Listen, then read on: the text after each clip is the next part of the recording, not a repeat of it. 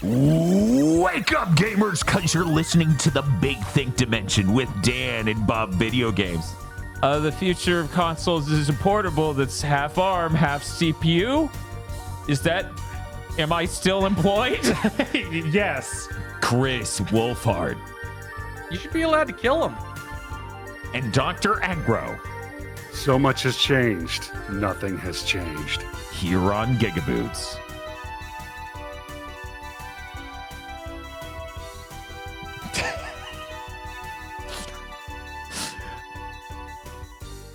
I think me messing up the joke was funnier than me saying it correctly because I'm now imagining Phil saying half ARM processor, half CPU in a pitch room to people while sweating gallons. Even comes Randy Pitchford. Phil, what is this stack of cards? You seem to have brought a deck of cards here to the board meeting. What's... Have you seen my thumb drive? Anyways, hello everyone. Welcome to Big Think Dimension number 240. This is the one where Chris doesn't exist because he didn't beam me a video and I didn't beam him video. I did. Oh, okay. So that's on me. Anyways, hey Bob. Hey, what's up? Minutes before we went live, seconds even, I realized we have to talk about Haze. Uh-huh. That was a real game we played. Unfortunately. Let's just move him over. Oh, he's kind of there. Oh, it's actually capturing perfectly, even though he's There not we in go. the right spot. There I am. Yeah, it's him. Get out of here, the rest of us. There we go. He's perfect. We got him in his cage. Right. Let's talk about the other games first. Hey, Bob. Hey.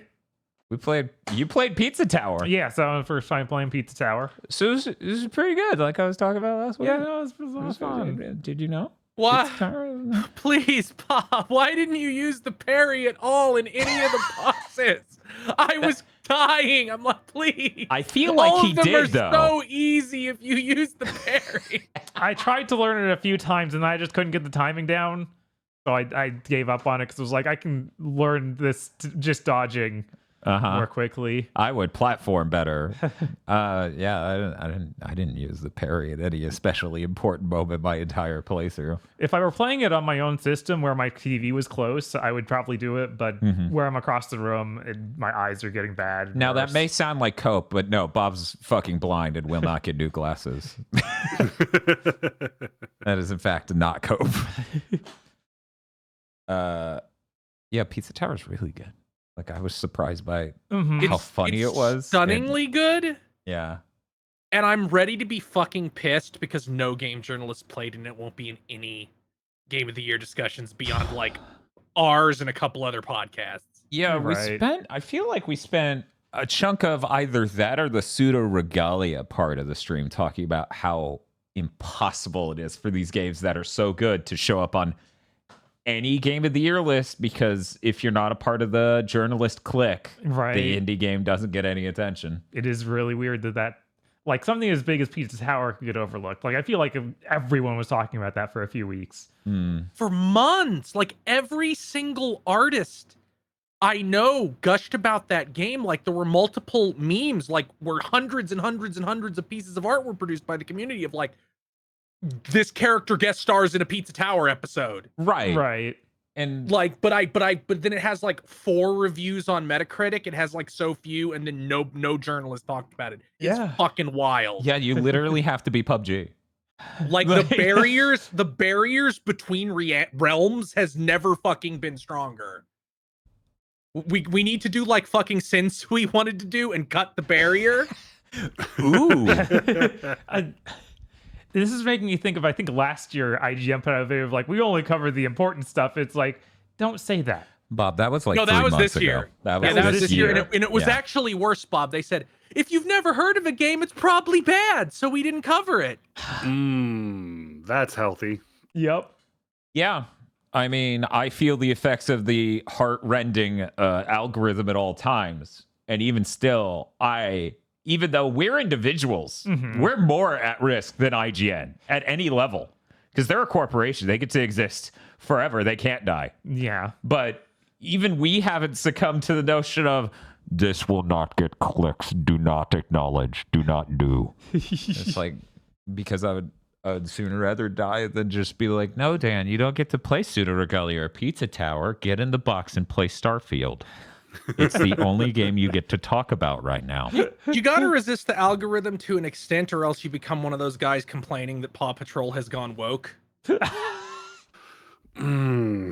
I think there's a swath of people who live at the complete whims of the algorithm that aren't that. I mean, Now, there's a lot of YouTube channels, and I mean a lot, where you can go look at their videos, and it's like 100 views, 100 views, 100 views. Oh, I like pandered to the anti-woke brigade, 300,000 views. That's now my life forever. It's funny because while those people are sad, one might argue Stuttering Craig is sadder because he hopes to one day be those people. Yeah, And so far, it's not working. not working out, is it, Craig? That's real rough.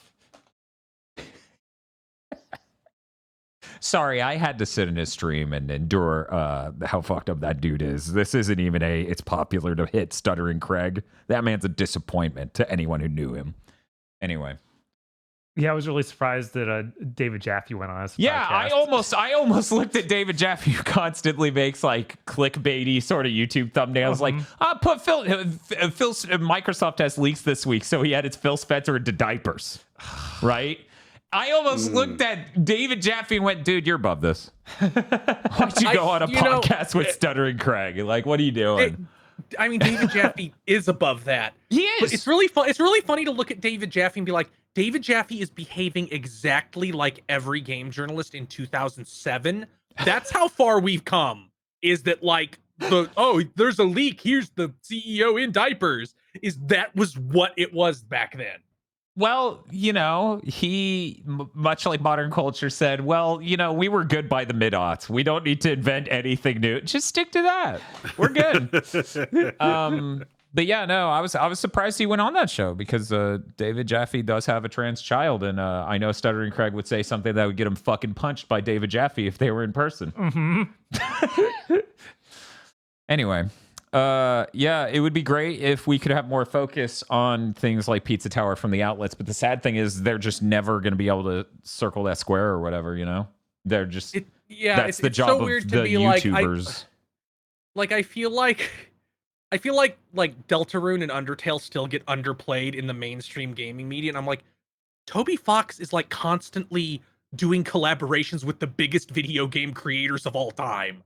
I mean, like it's so weird how it's like, no, if you're not a big AAA game on a console, we cannot perceive you. We have like a curse on our eyes. Now, I can't speak to how journalists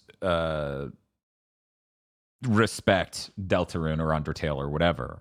All I could say is Toby Fox is undoubtedly a multimillionaire. So who the fuck are you to... Like, come on now. That dude got success from a community that actually loves him instead of facilitating some economic advantage over others. But yeah, I don't know. It's just something they're not going to be able to do. We're just forever...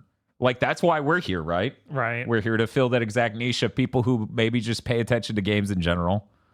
I think hell would freeze over. It's like, here's GameSpot's day one review of Pseudo Regalia. And you're like, do you have just like an editor who's like a furry and the editor-in-chief's a furry and they did a secret handshake behind behind a curtain? It's like, we'll trick them all. Day one. Did you have anything else you wanted to say about Pizza Tower? You barely said anything. No, the pepper guy is hilarious and makes me think of nothing but the April Fool's joke from Bite Number 9 about the apple. Damaged. Yeah. Oh my god. Every time I saw him, I was like, he's like the apple from Spanky's Quest because all the bosses are fruits in Spanky's Quest. This is yet another. Does they look deranged though? Food platform. What? Do they look deranged though? Yeah, all of them. Yeah. Okay. Different levels of deranged. Yeah. I backed Mighty Number 9. Uh-huh. And sort of followed its development and didn't know a fucking thing about this apple. Yeah, I told Bob. I'm like, literally no one remembers that. It's just Bob. He's like, I just keep thinking about it at night. He's demented looking. Mm-hmm. I mean, yes. I mean, it's many things about Mighty Number 9 are demented. Well, look at my plush over there. Yeah. I think it's over there. My plush is MIA, apparently. Stupid fucking power-up. But What the hell were they thinking? I also love all the parry. How many different animations are made for it? So I hit that button hundreds of times, just not in any meaningful way. Right, not at an important parry moment. Right. No, just because it's joyous. He has so many animations. Yeah, I was constantly amazed at how many different layers of things are put into it. You really don't expect that from indie platformers to have all these crazy amounts of animations. Like every enemy in the game, as far as I was able to perceive, has a reaction to Peppino at full speed running at them and their imminent demise. That's so incredible. There's so many different like poses for the taunt, like you're talking about. There are so many illustrations that are animated for the TV in the corner that has the Peppino state. Right. I keep forgetting to look at that TV. So every time I did look up there, I'd be like, wow, there is something new up there that is hilarious. So now you know why I was excited for you to play through it. So I could just look at the TV the whole time and be like, I didn't see half of this. Right? I was running 900 miles an hour through a level. I was not looking at the corner of the TV. Yeah, that game's fantastic, and I love the soundtrack. That was good. It's good soundtrack. It was really good. It had pure vibes, and weirdly enough, its vibes are incredibly different from the Bomb Rush vibes. So this year we have two different vibe-tacular soundtracks that were real solid. Did any of us back Anton Blast? I didn't. I didn't back it, but I played that demo. Okay. Yeah, I played the demo also. Jesus, how was way better. Yeah, I mean, I think Anton Blast is a perfectly fine game with good music, but like Pizza Tower is like on another level. Right. Like that seems way more like it is directly a Wario style game, whereas Pizza Tower is its own thing with inspirations from that. Right. I mean, chat was telling us fast. Yes, it's deranged levels of fast. It makes Sonic look kind of slow. Right. Which is funny as hell.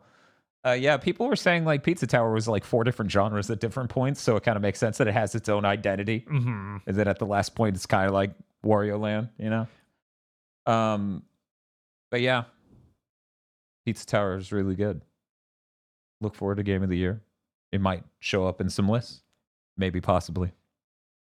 We also played Pseudo Regalia because Chris said something last week about, I'm not going to play this anymore until they have a map. And I'm like, oh, Chris, that's dumb. I'm going to beat this game in an hour. And I was definitely being fully sincere when I said that. I was definitely fully confident of entering the Minotaur's Labyrinth and leaving within an hour. And that stream from last Friday of Pseudo Regalia is such a deranged playthrough. I wouldn't even have made a joke about it going as insane as it did. Chris, you've played almost all of the game or a lot of the game. Yes. You know how there's the staff slam high jump? You do like a butt stomp as it would be in any Mario game or whatever, and then you jump out of that. That was like the last thing we unlocked. Wow. That fucking playthrough's deranged. Yeah, it made it so much harder to actually get around the castle. Yeah, I had to reframe all of my fucking built-in muscle memory of how to do good platforming. And it was so nuts. Why'd you do that? I didn't intentionally do that. Somehow my knowledge of the later parts of playing through the castle overrode the beginning enough where I forgot where that was.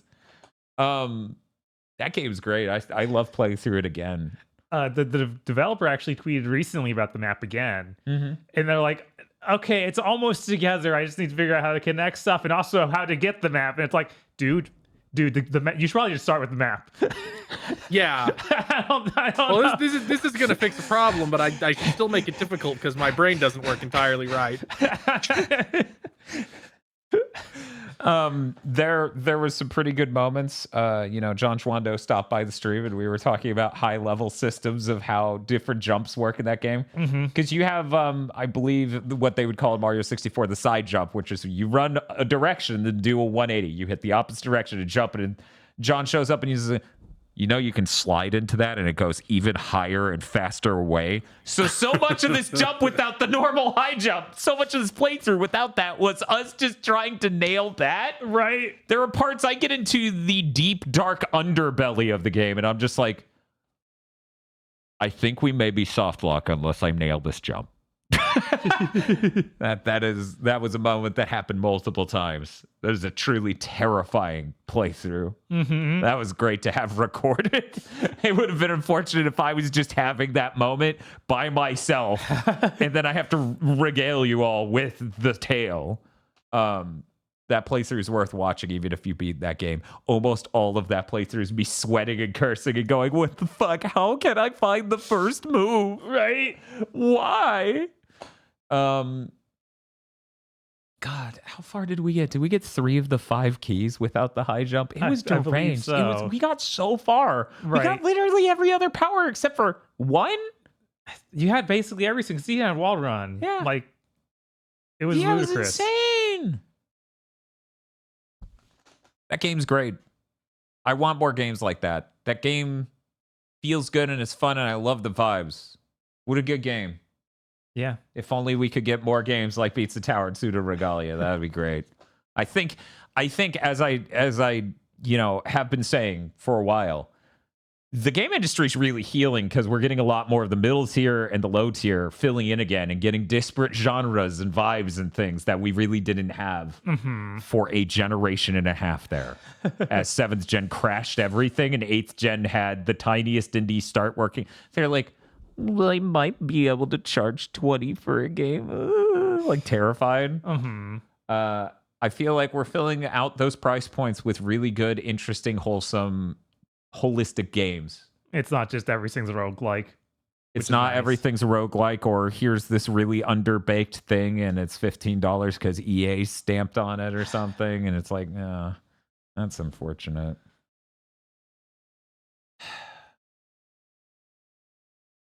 We have to talk about it, don't we? Yeah. Yeah, I think we're to that point. I mean, you could just hold it in. That doesn't sound healthy. No one in Hayes held it in. Why would I?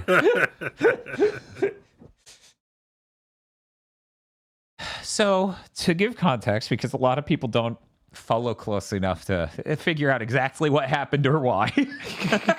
Yeah. We did a Giving Games a Chance for Hayes, and that Giving Games a Chance because we were so fascinated by the game, just flying its flag of exactly how brilliant it is and everything else. We gave it 2 whole hours. We did not plan to do that. It just happened. And then we put up that video, and someone almost immediately goes, you know, you played most of the game, right? You were like almost there. And I'm like, what? Right? Which they were lying. They were lying. Absolutely. Like completely. Having now played it, we were nowhere near. Yeah, we were not. We did not beat it by 3 hours. We did not beat it by 4 hours. Right? So we weren't even halfway. But anyway. So we put up the stream goal and then we hit that goal. And so we played through all of Haze. The first pissing shooter. No, wait. That's Postal. Oh, yeah. Yeah, it invented that genre. So, in Haze, we literally had the moment that everyone makes the joke about with Bioshock Infinite of that's when Booker, history's greatest murderer, says violence is wrong when it's against an oppressor as well. It does not matter. That was the end of Haze. The end of Haze is just like, oh my God, it goes both ways. Yeah. Yeah, that was really dire, and it was really obvious they were going to do that because they kept setting up for it. It was like, no, please. Anything but this. The highlight of the Haze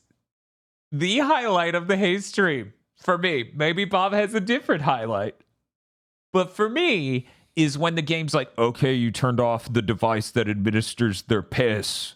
That's the drug that makes them not feel or see the rain for anyone who's really not in the know about what Haze is. Yeah, it's contained in a vial of strongly yellow liquid that's clearly piss. That is clearly piss. So we turn off the central control computer for administering the piss to them. Mm-hmm. We're walking around the silo that this computer was in, and it's like, go to this wall. It's totally an exit. And I'm like, it's not an exit. I stared at that wall earlier. It's just a round metal sheet. It doesn't open. There's no hallway here. Why am I going here? I go there. It starts a cutscene with us in a different spot. We're just now in a hallway, and I'm staring at two dudes who are like, oh no, I committed war crimes. Ah! And the first guy blows his brains out. The other guy's like, oh no, man, no. And he kills himself. And your guys, in no exaggeration of the fucking delivery, goes, I'm sorry. What a shame. It was like the fucking fast food employee who's completely checked out. He's like, my boss is going to be pissed at me if I don't say I'm sorry, so I'm going to just give the most half-assed I'm sorry I can. It's like that really old tweet where it's like, I asked a Target employee if I could take this camera out of the box to look at it, and they said they wouldn't care if I killed someone in front of them. I can't believe they made that and put it in the game, right? One of my favorite parts of the game was the incredibly ambitious ending, Yeah. which was clearly not done at all. Oh, yeah. Yeah, it's just Sonito time warping us across bespoke set pieces around this land tank tearing through the forest. Yeah, they have like a gigantic aircraft carrier, but on wheels, and we're chasing it down on Jeeps. And there are different parts that we need to shoot. But after we break each part of it, because they can't transition to the next part, it fades to black and you fade in driving next to the next thing you need to shoot. Right. So conceptually, you have quadrants that you're attacking. And on these quadrants that it keeps spawning you between whenever you finish the one set piece, you just blow up turrets. They didn't even seem like all of them were important parts of it. No. And then the back just opens up magically. And then it shows you a cutscene of you going in the back. It shows and then you a it fades cutscene of to his, black. Yeah. And then when you come back to, your vehicle's upside down, turned over inside of it with a tiny fire. And I'm like, oh, this was not done. This was not done. They shipped it. There's literally nothing that sold me more on art isn't finished, it's abandoned than 7th gen AAA gaming. That's a broad use of the term art. Yes. But it was the most Duke Nukem Forever feeling part of the game. Yeah. No, that's true. There were a number of parts that felt like Duke Nukem Forever, though. Like we had that vehicle that was like the off-roading Jeep thing, and I was like, now when I see this, I just think of Duke Nukem Forever. Yeah. Because it looks like a thing that someone saw in someone else's engine tech demo, and they said, well, we need that too. Yeah. It's like we can make Halo. We can do that. It's like, well, I mean, yeah, you should be able to make Halo 1 here on the PS3. Here on the PS3. It's funny, a number of people were like, this is like, they were trying to say this is between Halo and something else. And I'm like, yeah, but it has none of the drip of either. It's literally sauceless. Right. There's nothing going on with this visually in the least. It's just completely hideous and terrible. It's like people go like use this descriptor a lot, but I don't think it's ever been more true than Haze, where it's like, this is a not real game on a graphics card. Yeah. Oh, yeah. And you see that in the promo art. You know, they edit the band Korn next to the Hazeman in the game. And it's just like, oh, look, the game characters are real. What a terrible video game. Yeah. The ending killed. The ending was so fucking we're trying to be about something, but are really stupid. Where it's like, well, you help the natives push away the evil super military. It's like, we're gonna use their drugs correctly, and like an ominous music sting plays, and then that's the fucking end.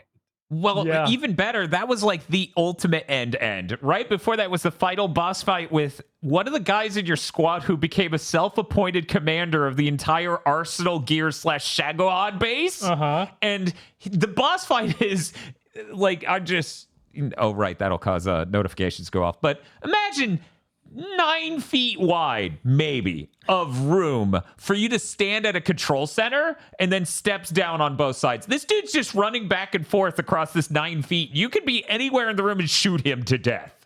That's their boss fight. And then he goes, oh God, don't tell my mom I'm a war criminal. And then he dies. Yeah, no, it's peak satire, honestly. It's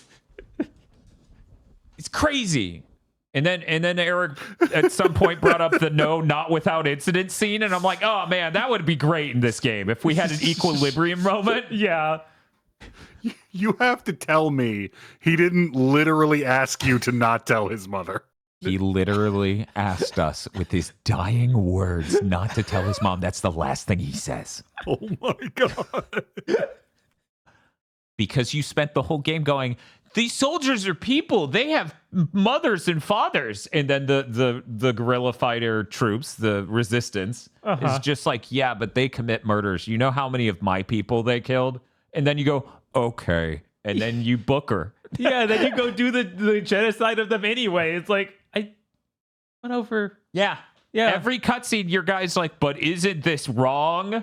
And then the bad guy goes, no. And then you go, okay, well, I guess I'll keep killing. Yeah, and Seventh Gen did that a lot. That whole final mission makes no sense because it's after you took out that thing that regulates the piss. So they should all be like in that state of like, I'm going to kill myself. Right. But instead, we just have armies of troops that are normal. Yeah. And the guys who are like freaking out. Haze is really peak 7th Gen game writing. Yeah. It really is just the perfect, like, it's, you know, in Final Fantasy, they have the crystals, right? It's one of those. It's distilled with arcane power. One might say 7th Gen emanates outward from the game Haze. Somehow. It's totally nuts. That game's bad in ways that just sound like a joke. Like Aggro just had to ask me that I wasn't making up what I said. Right? That's the game Haze. That VOD's over on the VOD channel. I had plans. I was going to play video games. I was going to play Star Wars Jedi Survivor. And I was also maybe going to check out Starfield. I didn't do any of that shit. I made that fucking Armored Core 6 video. Right. That was my entire week. So I hope you enjoy. Go watch it. Hey, Bob, what have you been playing?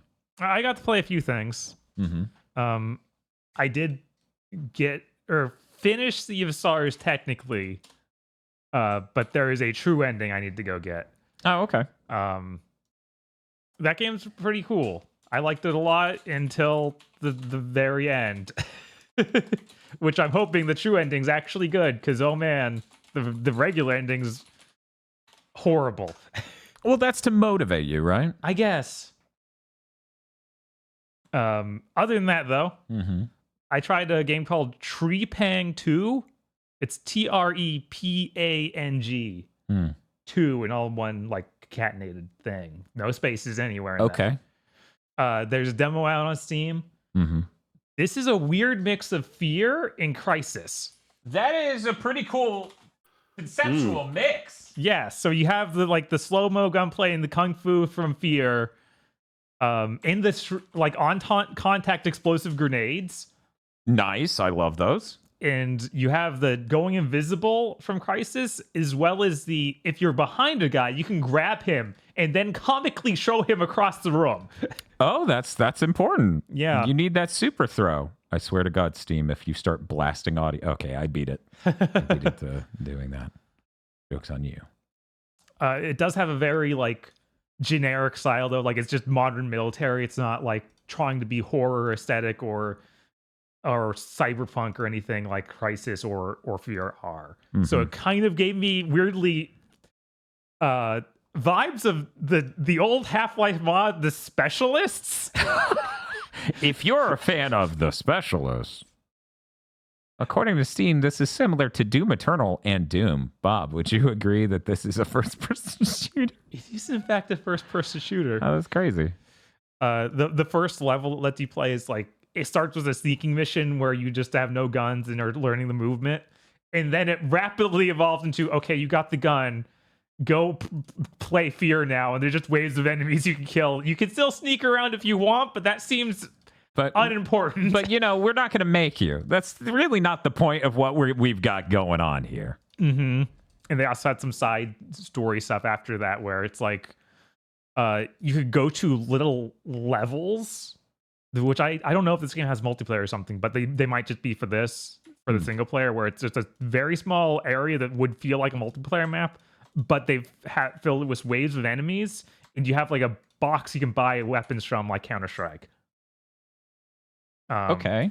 So that was pretty neat. And also another mode where you ran around like office building hacking servers as you fought off waves of enemies. But yeah, it was a lot of fun. That game's really cool. Yeah, it looks really cool. I was just looking at it on Steam.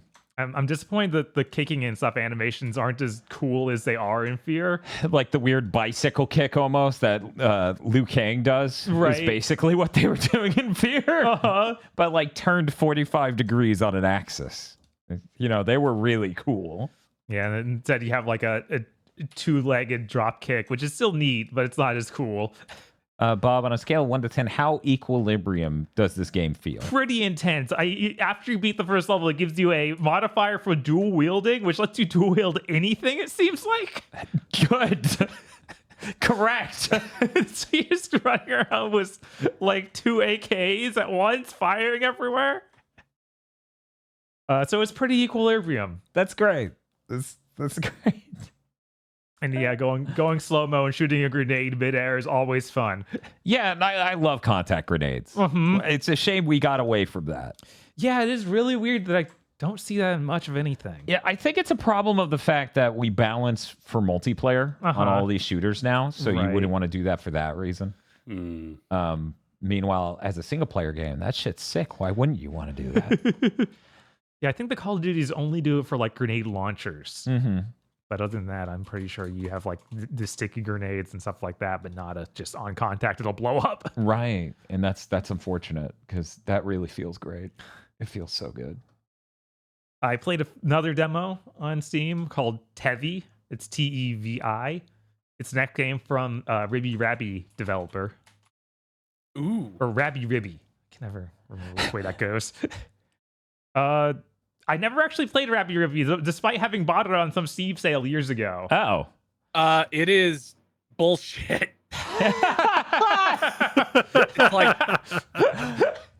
It's like a Metroidvania, but it really expects you to like learn these moves they do not teach you, like the spin jump type thing, like the Super Metroid type wall jump to get places. And also all the bosses are like bullet hell bosses. This sounds like Buddy Must Die. Yeah, It's a lot like Bunny Must Die, yes. It does have bullet hell bosses, but it seems like they're going to introduce the powers a lot slower, because like this demo is just you start with almost nothing and you just have a jump, and it's pretty bad, and you move really slow, and you don't seem to have any other movement options until you find something that's like jump +1 and you jump a little higher. That's funny. Yeah, I think that's how Rabby Ribby was. It's been a while. I also didn't beat it because I got fucking filtered by a late boss. It's like, I can't beat this. Okay, goodbye. Yeah, you have your melee combos, and you also have 2 little orbiters around you which shoot bullets, and you can switch between them. You have something like that in Rabby Ribby too, and the part I got filtered on was like, they're not here for this segment. They're not here for story reasons. And I'm like, oh, Welp. Yeah. Oh. Even just playing this, I could definitely see that being a problem. But So that was, what was the name again? Tevi, Tevi. Okay. It's a really short name. Cute designs. You play as like this bunny girl, and she has a lot of other animal themed friends, and apparently even those little orbiters are wholly separate characters. So you see them like in full portrait mode, and like, wow, it's like those things Orihime uses in Bleach. Oh my god, it's just like Bleach. That's so good.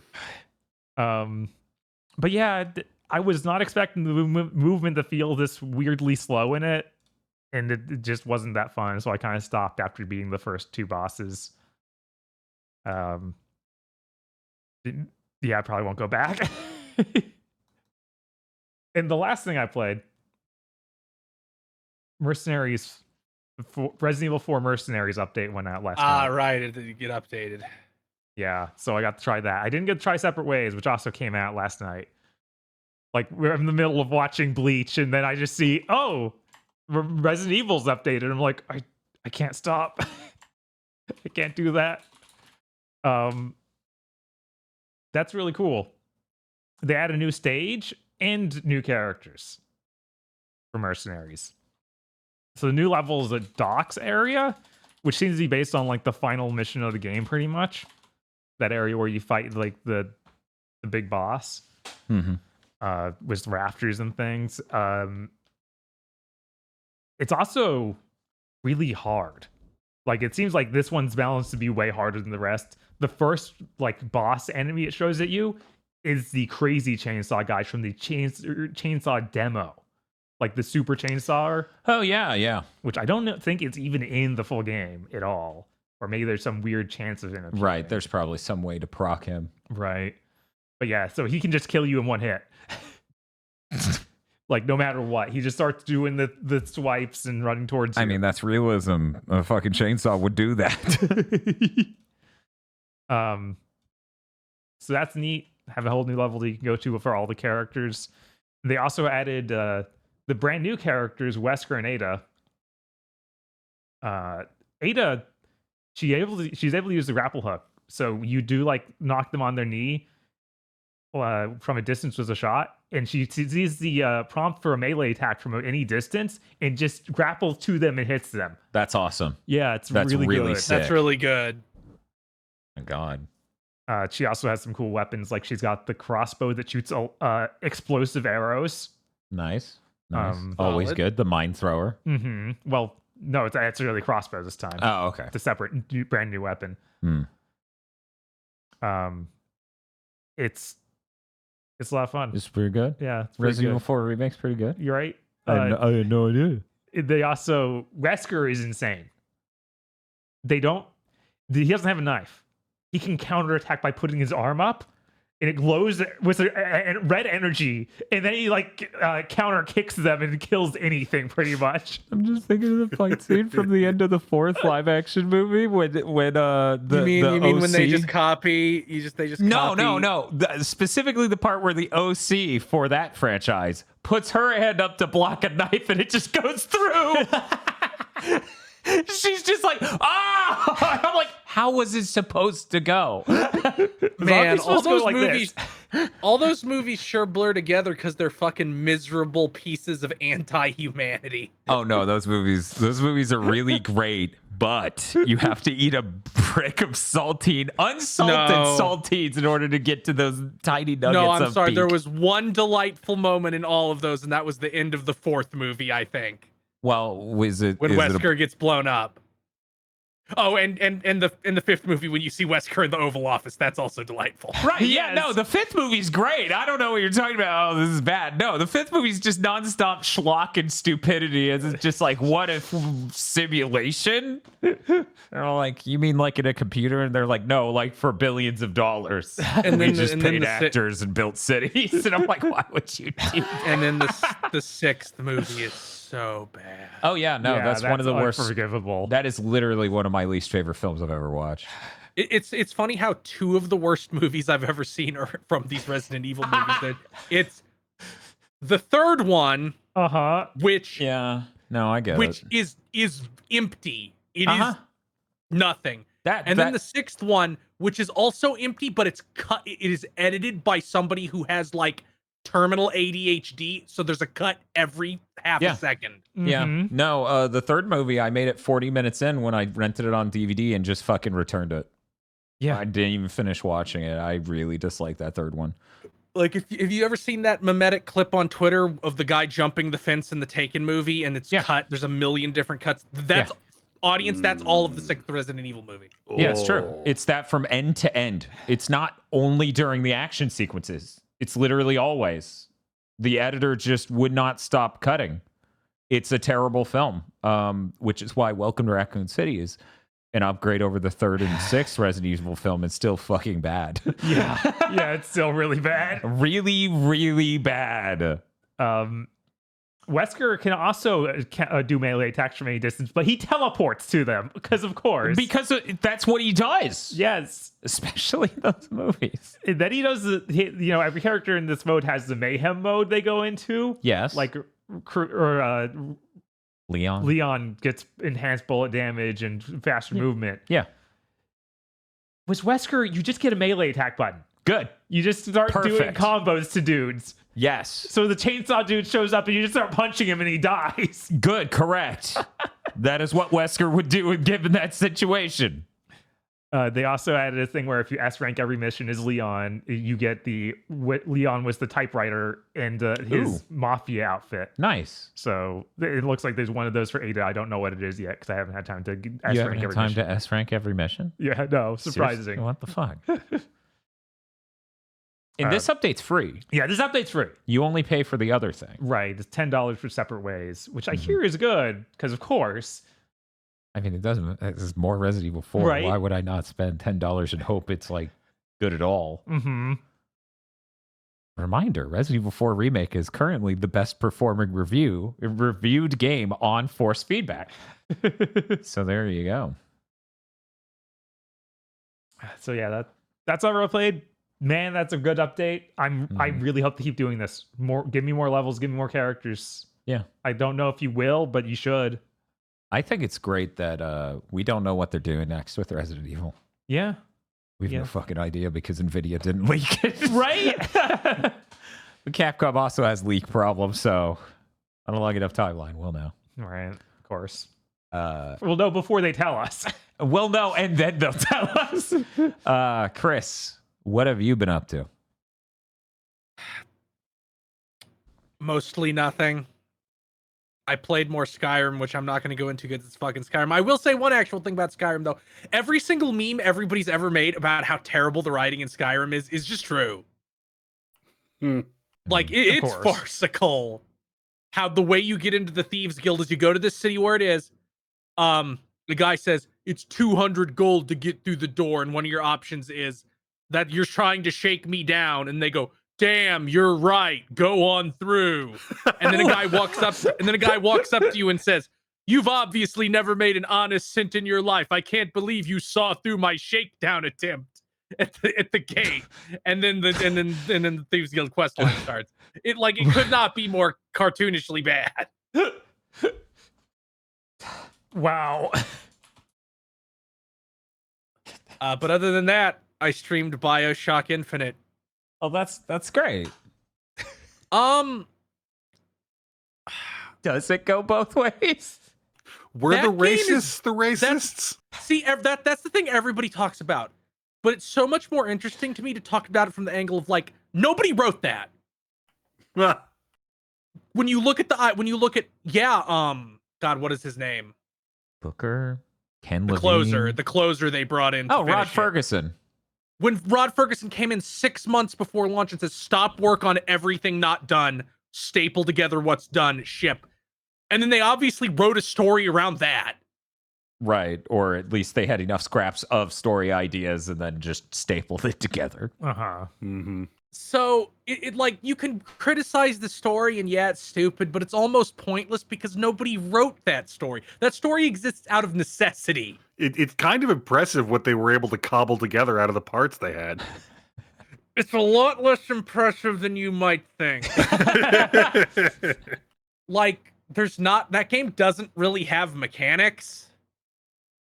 You have guns and you shoot them. You have you have the vigors, but they all do the exact same thing and function identically. It was really impressive during BioShock month that we played too, and it was like a delightful, refreshing expansion of what one was mechanically and a few other ways. And then we played Infinite. It's like, you're just some weird hollow thing in a lot of ways. That's so weird. Yeah, right? It's so weird. It's like, oh, here's this gear system. Every piece of gear is either unbelievably useless or broken. And there's no middle ground. It's all shit like, when you get off a skyhook, you do increased melee damage for the next 5 seconds. Or the clips of every one of your guns is 80% larger. Right. Yeah. Yeah. That game's a pretty fun shooter until the back half when it decides it needs to be hard. That may be like one of the most universal seventh gen things where it's like, we don't really know how to make the back half of this game harder. Just give every enemy twice as much health now. I feel like on our playthrough, we really, truly did not feel it until the final fucking battle. Yeah, that final battle is just ludicrous. That thing, that's like a fucking Snow Beast award, right? There. Yeah, I basically didn't die, but it was annoying. It's like, here's praise for Bioshock Infinite. Immaculate shotgun. Stellar shotgun. You pull the trigger, and if you're positioned right, 4 guys will die. Yes, which is objectively correct. Right. Again, gun that kills time. Mm-hmm. But then you get to the story really does just fall apart. Like, it can't handle the stapling together at all, where it's just like, oh shit, you're still alive, Booker. Die. We're now your enemies. We took control of Columbia's robot, so you now have to fight them also. We made friends with the big mini bosses, so now you also have to fight them. It makes no fucking sense. Real good art direction. The artists on every Bioshock game were failed by everyone else on the team. Yeah. In no case is that more true than Bioshock Infinite. Then I played the 2 DLCs. Can't recommend that. Which again, fucking gorgeous. Mm-hmm. Like, I was like that, man. They should have just made this game set in fucking Rapture again. Yeah, no, those it looks so much fucking better than. Like, those DLCs are impressive from like, wow, you sure made a lot of shit based like for a DLC, and then I remember, oh right, they cut 80% of the stuff they made from this game because there was so much shit that was just 60% done, 70% done, because Ken Levine can't keep people on task. So I assume they just had a bunch of Rapture shit from some segment of the game that got cut. Oh yeah, absolutely. I mean, I don't think it's fair to say Ken Levine can't keep people on some task. That Ken Levine came up with many tasks for many people and kept coming let me up clarify. With I mean, Ken Levine can't give somebody a job and let them do it. He has to change his mind 400 times. Right. Which is a very different problem. Which is also happening to Judas. If you go look at the Kotaku expose on the development of Judas on how it's going, and they're like, yeah, this motherfucker will come in after the weekend after a new game comes out and start telling us about new features Judas has to have. Yeah, he's genuinely making Duke Nukem Forever over there. Yeah, some people never change. It's funny because in a sense that means like Rod Ferguson is almost his Reverse Flash, like where he's just coming in and undoing all of his work. And the insane thing is Judas has the same publisher as Bioshock Infinite. The publisher learned nothing. Nothing. I mean, they didn't need to, right? Don't they have shitloads of money and they just don't have to actually care? I mean, as long they do. As he ships something eventually, two. Right? Yeah. So as long as he ships a thing, they're good. But it's been in development like 9 years. Right. Yeah. The shipping. There's no way it's going to sell enough to make that money back. Probably not. Because here's the thing, they get to sell it forever. So if it's at all good, you can keep selling it. But by the time it comes, and since it says it will be out at earliest March 2025. Uh-huh. Ooh. It's gonna look great on that PS5 Pro, bro. Hell yeah. It's weird to like play the 2 DLC set in Rapture and be like, is this what you thought BioShock's gameplay was? Where I have no resources and yeah, they are constantly weird. Scrambling around looking for shit. And the second DLC, I just went, you want me to do stealth? Fuck you, easy. Yeah. Like I'm not going to do your fucking stealth, which wouldn't have been a big deal anyway, because they give you the invisibility power immediately. Right. And there's like turn invisible and hit him in the back of the head.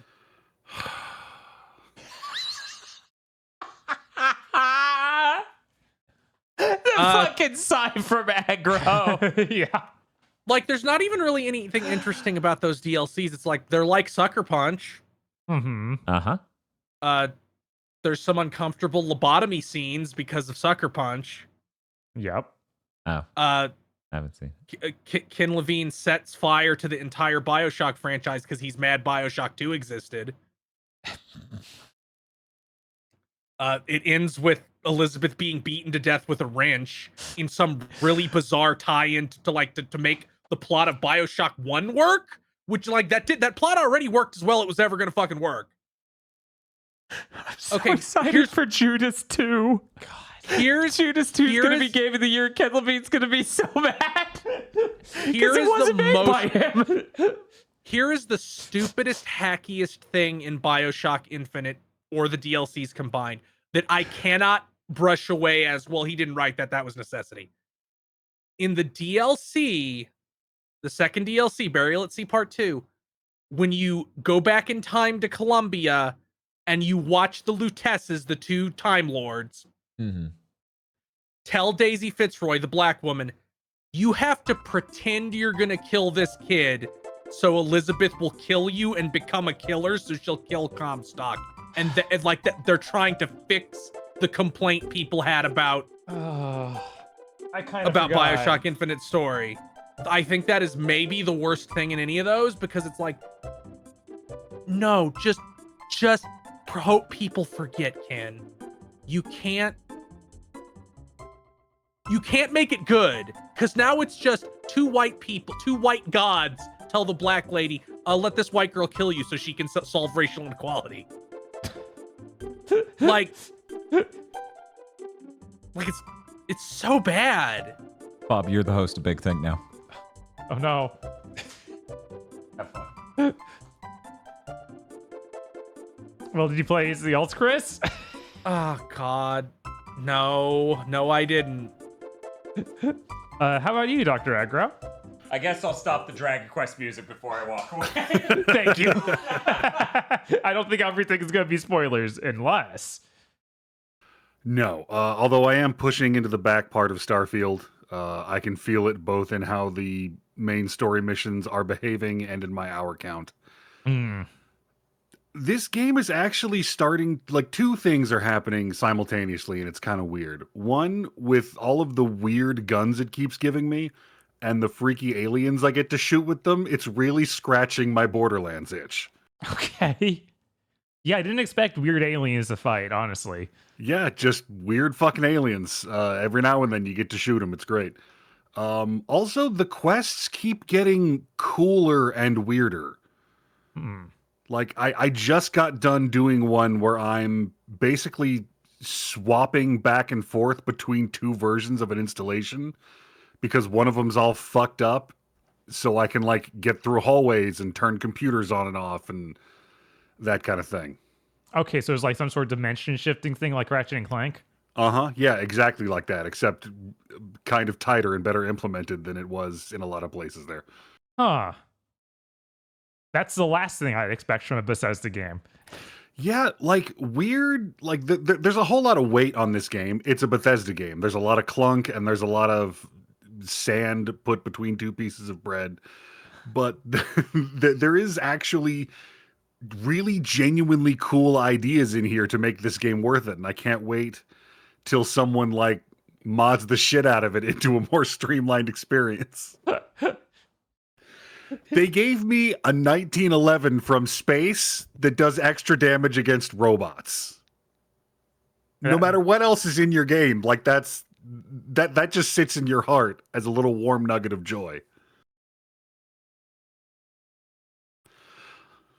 Also, I keep getting space powers, and some of them are useless, and some of them fucking rule. That's really the story with this whole game. Some of it is useless slop, and some of it fucking rules. So the space powers, those are your shouts, right? Yeah, 'cause Except you're spaceborne. a silent protagonist, so it's more of a gesture that you do. You're a silent protagonist, so you can't shout, man. But you're silent in Skyrim. Well, I mean, yeah, but you shout. But this guy can't. So shoot. you're This guy not. can't shout. You can grunt. I finally started digging into like any of the modification stuff for guns, and I'm like, oh wow, this is, now that I've got the rest of this game systems down and I can dig into this. This is cool. I wish I'd been doing this the entire time. It's a Bethesda game. You'll get it right the next time. But no, that's pretty much it. I figure I'll finish that up tomorrow and then start one of the 800 other games I need to start playing. Yeah, you can go into Baldur's Gate 3. Yup. Yeah, you luckily that means you have a week before October starts when the flood really kicks in again. Oh, what are you talking about? We're only getting games like Spider-Man 2 that month. Nothing Spider-Man big 2. important is That game's coming like out. 17 hours Mario long. We're fine. Wonder. Disgaea 7. Port Disgaea. Hey, it's at the start of the month. It has the best shot of any of this shit. And there's no free zone, as we'll go into later. Like the Q1 2024 is the fucking ultimate death battle. Mm-hmm. Uh-huh. Some of those games have to get delayed. Some of them should be canceled, like Suicide Squad.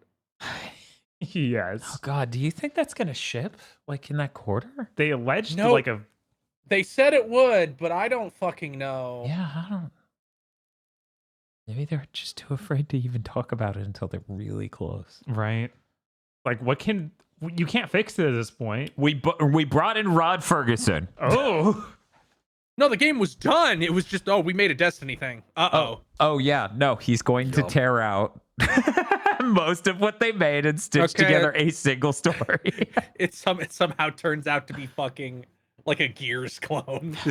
That'd be so funny. I figure the strategy is to not advertise it until like a week before it comes out and try really hard to pretend it's a completely different project. Yeah, that's what's gonna happen. yeah. Oh, most definitely. Well, that's it. Aggro, you sure you haven't played anything else? I'm fairly certain. I guess that means we're talking about Podlords? Wow. Really? Oh, fuck. Yeah, I'm pretty sure. Oh fuck!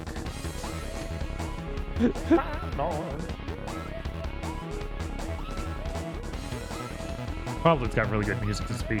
Hell yeah, they do. Oh, I don't get to hear it anymore.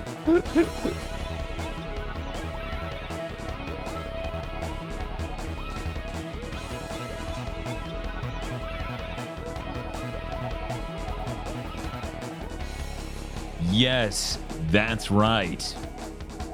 The Podlords. Podlords such as BN12, E. Lee Broyles. Bountiful blessings to you all. Oh. Red Blaze 27, Suzu Shiro. Bountiful Yeah, it's just gonna keep happening. to Let it you happen. all. What if one shades of wonderful remastered? WTF Spider-Man. Scum. Noun. Definition. Worthless or contemptible person or group of people. Example. Phil Spencer is the scum of the earth. Also done. I think we should follow the trend of Final Fantasy VII and Yakuza. Please look forward to the stream goal of getting Dan and Bob's segue. God. My God. Gamer gone strip mall cop. Yeah, if you want a lot of free clout and you're an artist, just draw the cover of Paul Blart but with cloud. DFW 3K. Mukbun. Episode 81. Karya forcefully feeds the concentrated piss to Mabashi. Stop trying to tell our viewers what the bounce names are. The only one that should be remembered is Karya. Useless knowledge. Burnable refuse. Kristen. Adorably all digital Juicifrost. Ugh. Kyle Bjork. Dewey likes being tall. He's Good adorable. Monster Hunter Ryzen. And Raiden?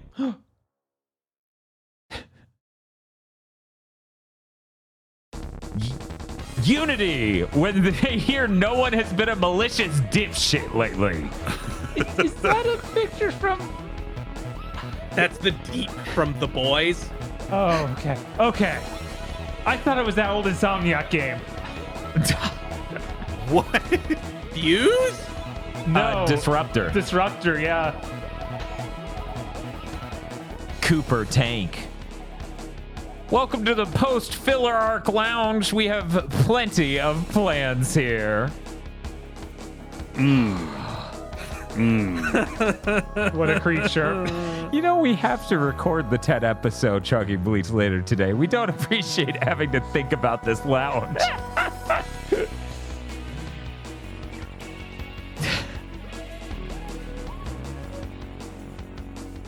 Neko Arc singing Chicken Fried by Zach Brown Band will continue to haunt you no matter how far you run, pal. I don't know what that is, so I'm not haunted at all. Decidedly unhaunted brains here. Indigo Sykes. Drive Typecast heading to LA again tomorrow. Have a good one. Yeah, good luck. I will. Happy New Year, Dr. Agra. Redacted for a Mother Month.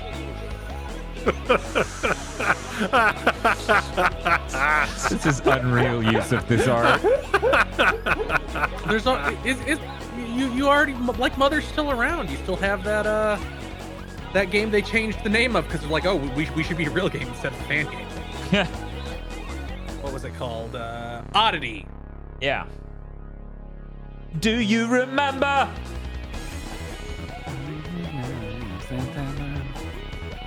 A raccoon letting every Jinkaria know that it's on site. You're gonna need more than 6 rounds. Right? Yeah, you will. Shinji16 wants to remind you that you matter. You are valid and you deserve to be happy. Here's Fireboy, a Scrimblow from 2DX. 2DX has some good Scrimblows. Is that how you say that? Yeah, that's how you say that. Oh. I know, right? Until I heard someone say it out loud, I was like, IIDX? Apple Gothic wants you to play Ram, a roguelike halfway between Hades and DMC. The Super Mim. And once our plant buys enough of their stock, we'll begin our plan to acquire Nintendo. Wait, what was that?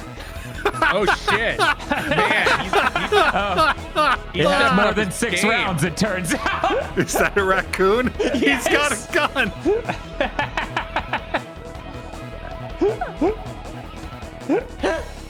Gosh, that's really good. Sarlene. The post game of Curse Crackers is the most sickos only shit Timothy Pfister has ever seen. Otherwise, excellent game. Bearded Joe. Pleochrome. Krunglespum. Kiryu, why the hell did you go to America for cancer treatment? Now we need infinite wealth. Yeah. Oh. Is that a raccoon? He's got a gun! Come on! Jesus. Just taking them all down this week. Elizabeth Comstock when Booker tells her all violence is bad after killing 500 people with crows. Hey, the crows keep them distracted so Booker could shoot them. And then their corpses turn into more crows. That was the plan, to give you a boner, and you got one. Oh my god! Who references Snake Eyes?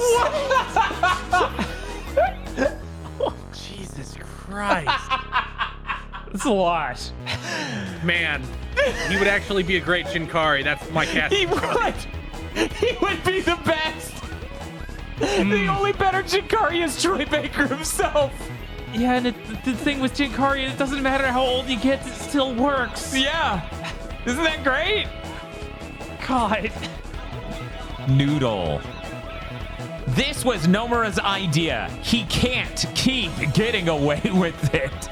I don't see the problem. Yeah, I don't see the problem. Yeah, what's weird? I don't see Yeah, any. well, what's wrong with including sick-ass shit in your games? I'm sorry that Nomura keeps having great ideas, like if we go by the developers, every single thing in Final Fantasy VII.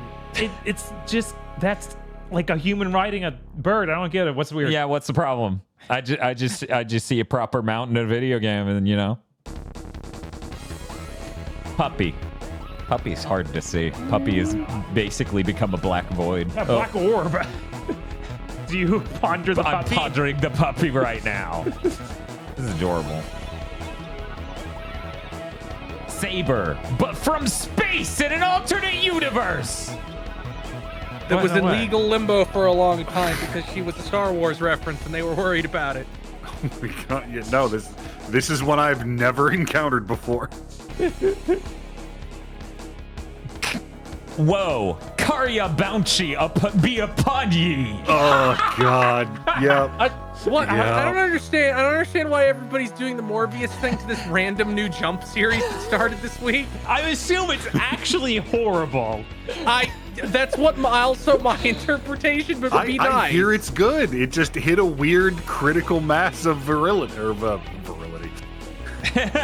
Virality. Void.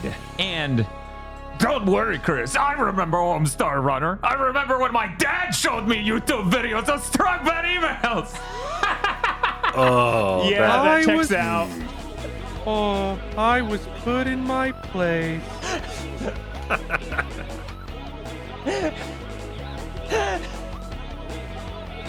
Thank you very much to our Podlords. Thank you, Podlords. begrudging thank you, Podlords. Thank you, Podlord. And if you'd like to become a Podlord, you can go to our Patreon at patreon.com/gbpodcasts. For as little as $5 a month, you get access to many benefits, such as early access to Chugging, Bleach, and Pokemon Go to the Movies, our 2 monthly anime review podcasts. You also fund 2 different shows. One, Patreon exclusive, where we review and talk about good movies you vote on. And 2, public, Horrible, where we talk about some horrible movie. And if it's a horrible movie, either patrons get an exclusive commentary track. In fact, there's lots of exclusive commentary tracks for movies you shouldn't watch, like Wolverine, X-Men Origins Wolverine, and Dr. Horrible's sing-along blog. You also get access to an entire movie, Isolation 119, a movie about a man taking a trip to Thailand to solve the injuring of his brother. But really all he does is get drunk and pick fights with the locals. That is patreon.com/gbpodcast. And if you don't have any money, it always helps us immensely to tell your friends. Rate us on Thursdays on Twitch before they remove that feature. Rate us on your podcast app of choice. Like this video on YouTube, or leave a comment on YouTube to please the machine god. That's patreon.com/gbpodcast. We got some news. Yeah, we do.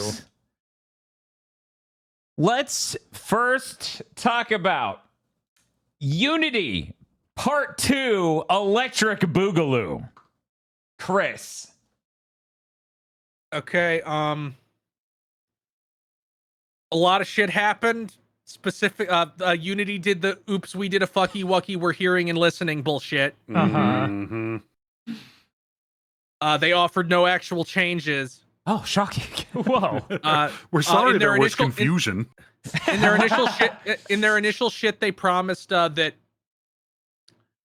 like charity sales, like sales with benefits of charity, would not have this install fee. Mm-hmm. Apparently, Unity gets to decide what is and is not a charity. Mm-hmm. Oh. Mm-hmm. Mm-hmm. So the developers. This doesn't seem like a cliff to just fall off of right here. No. So Fucking the indie puzzle game Originizer, I guess it's supposed to be like I don't know, that's what it's called. Originizer. Anyways, move I guess.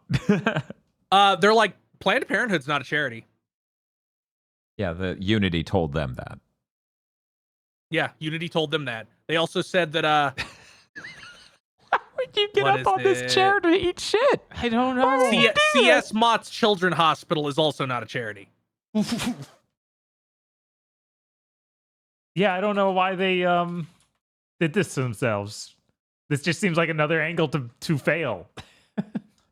That they implemented themselves. I did not write down which dev said it, but one said, I'm just going to write something that lets you swap your shit over to Godot. I can do that. In fact, I'm going to have to because of the thing I'm working on right now. So I'll just make that shit public. Fuck you. Oh, the name of the game is Orgy-nizer, like organizer, but orgy as in sexual. Oh, okay. Yes.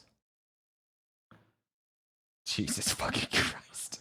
So yeah, Unity's just done. Like they're never, nobody's ever gonna trust them again. Uh-huh.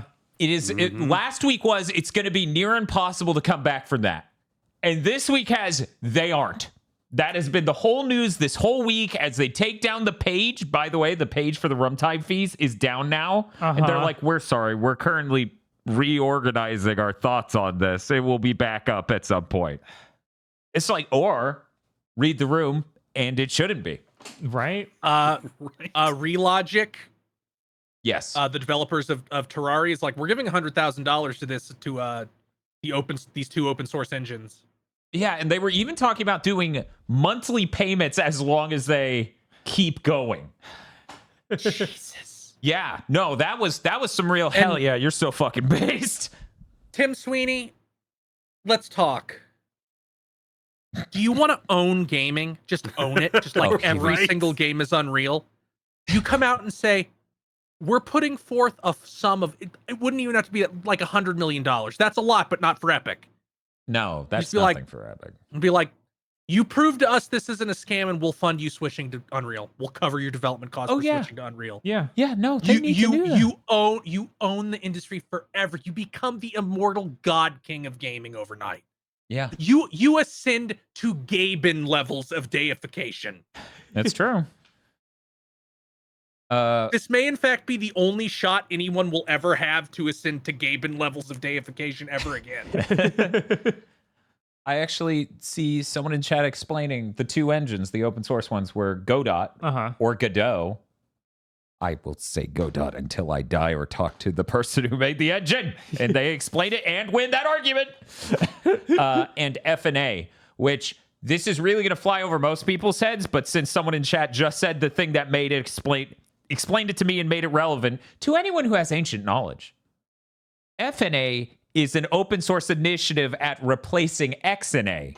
XNA was a Microsoft initiative back in the 360 to run games, to be an engine for games. If I'm not mistaken, Fez is made on XNA. It was important. It was important. So that's really cool that's that. Cool. So never before have I seen all developers just get together and be like, fuck you. Yeah, we're fucking done. They're done. They're never coming back. Like, there's not even any Unity's nobody's gonna acquire Unity. Like, the people won't come back. There's nothing to acquire now. It's over. Yeah, no, they lost all value. And I'll cover this here because it's relevant. Sure. MiHoYo, developers of Honkai Star Rail and Genshin Impact, put up a bunch of job listings like, we're making our own engine. Fuck these guys. Yeah, we're gonna make our own engine and switch over to it. We'll port fucking Genshin and these things to our own shit.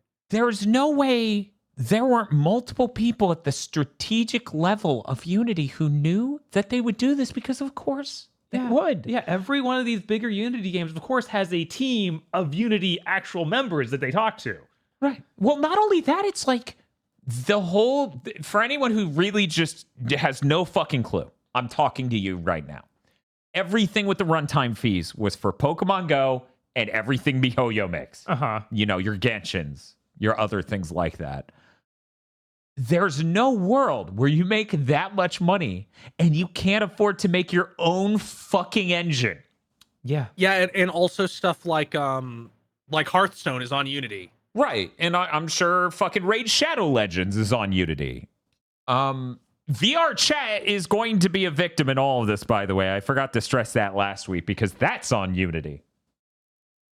So I'm gonna be real. I think any dev of this should be fuck you or sue us.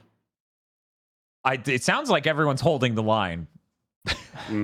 Like Unity is not gonna have the time or money to sue every single developer who has ever made a game with Unity. Right. So just call and be like, I forget who said this, and maybe Agro the historian can fucking tell me. But there was some fucking, I think they were a president of the United States somebody who responded to a law passing with, they passed it, let's see them enforce it. Oh, yeah.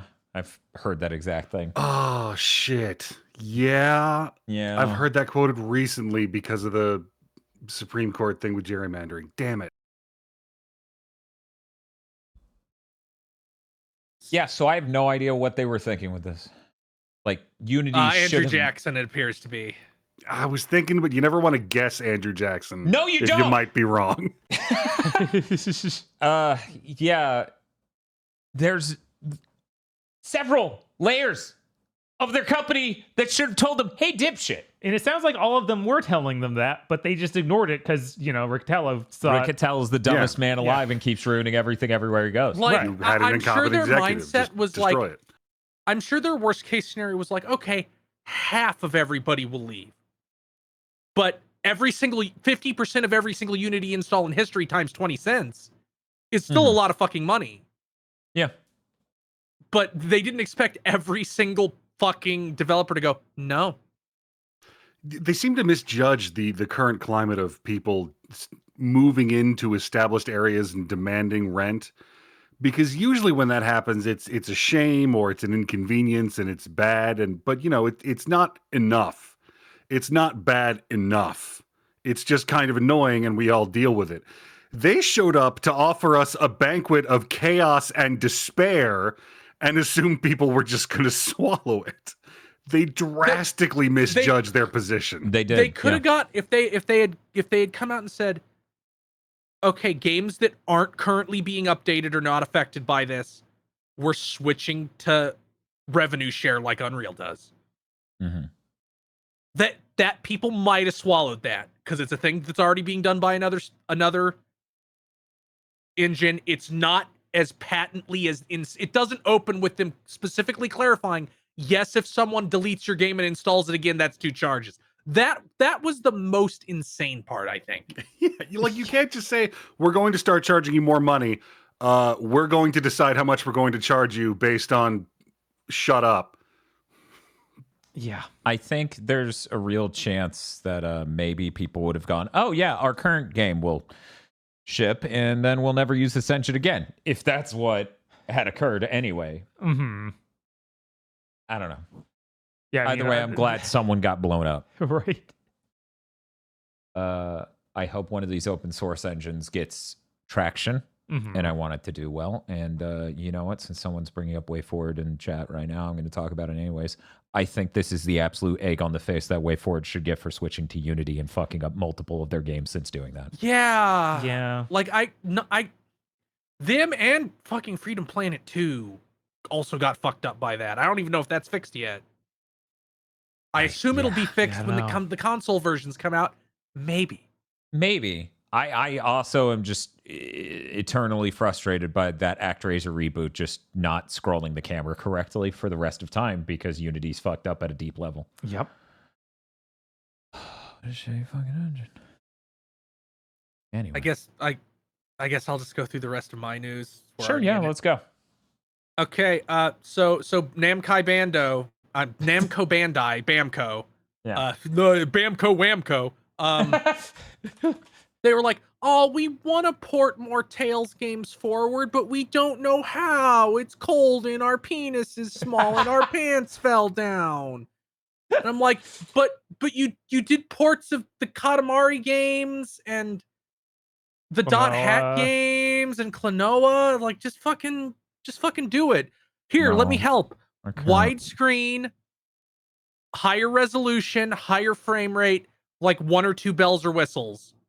That's it. That's all you need. 30 frames a second, terrible visual filter?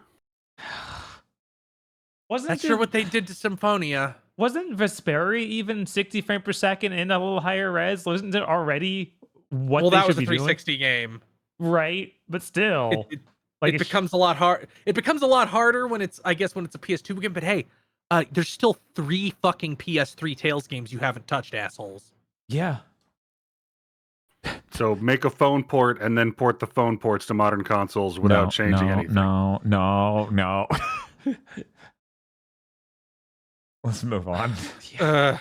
So the Yakuza block, the Like a Dragon block. Like a Dragon Infinite Wealth is out January 26th. That isn't even a full week before Persona 3 Reload. Man, financial years make companies act stupid, huh? Those are both Sega in the same genre, launching in the same week. because must be out before financial year end. It's the optimal way. Yeah. Makes perfect sense. Daniel Day Kim and Danny Trejo are in this game. Daniel Day Kim being Johnny Gat. Being man in famous clip. Yeah. Yeah, being, or a more modern thing, the guy who is told that he is a surgeon, Dr. Han. The guy who stares at the autistic doctor say he is a doctor over and over with the stern look that is clearly way too defined of a jawline. That man's impressive. That trailer, I'm not going to talk about the trailer because it gives away way too much of the story, I think. Yeah, no, I watched that. I was like, I shouldn't have watched this. This is great. I'm coming out ahead and I didn't even have to try. It was like, it's not spoilers for previous stuff. It's spoilers for this game. Right. Yeah. Yeah. That's great. I did it. Here you can do a limit break and shatter the turn-based UI, and it turns back into a old Yakuza game. And you even have style switching and shit. That's like his limit break. It's for a very limited amount of time. What a Very good funny. goddamn. Kiryu's so strong.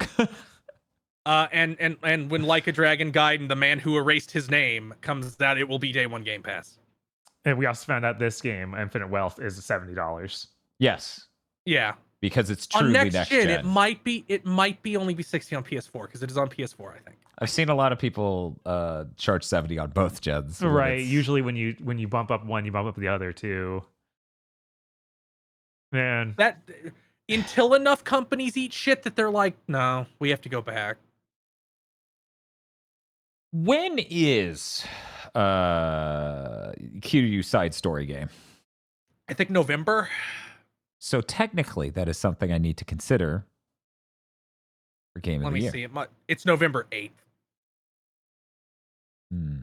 That's supposed to be half the length of a normal Yakuza game, so it's actually doable, probably. This will be a fantastic jumping on point for someone who knows nothing of Kiryu and his adventures. They will include, I'm sure that at the title screen, they will include 4 hours of cutscene movies to get you caught up, because that is the thing that franchise does.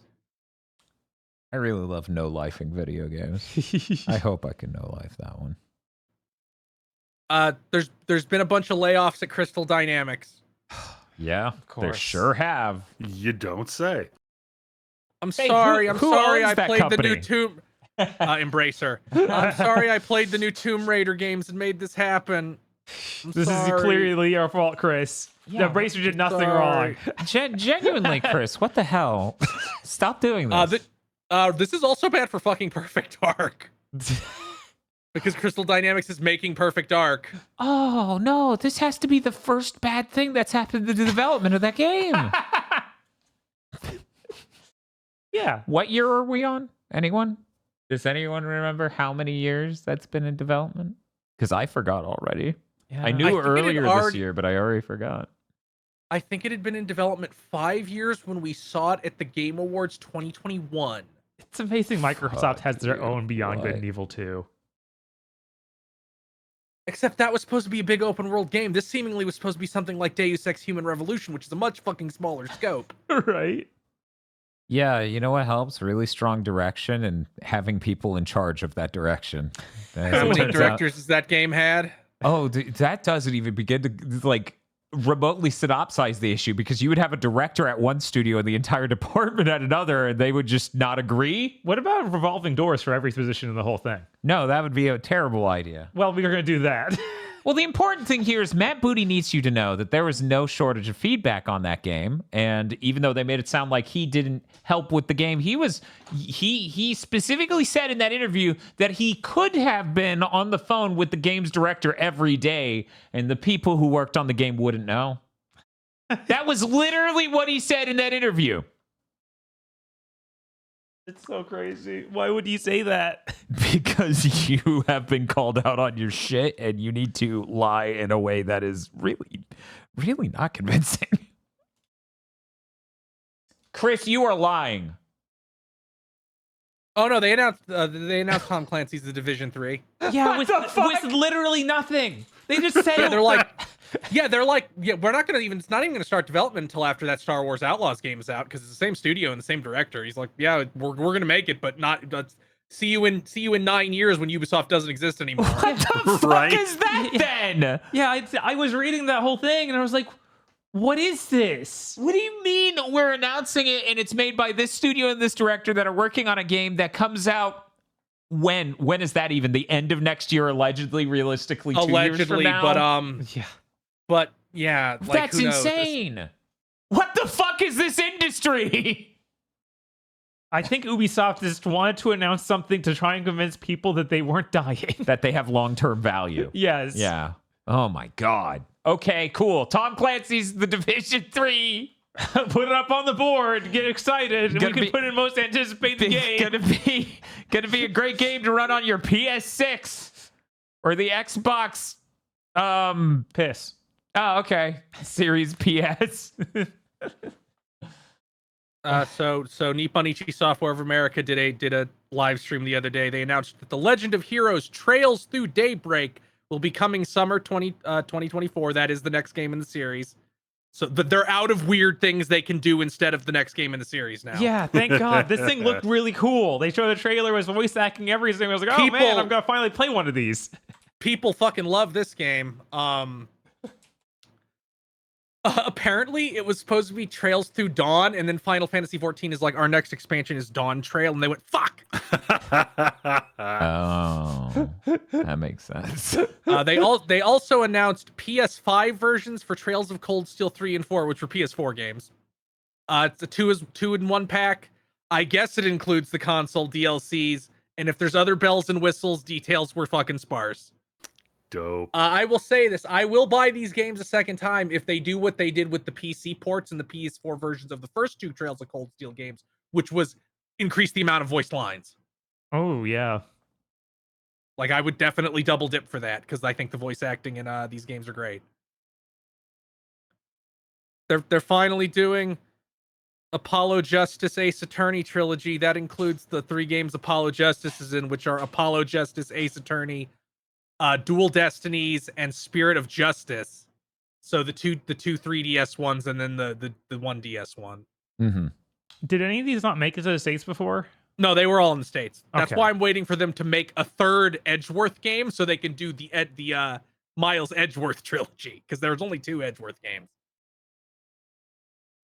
This is January 24th.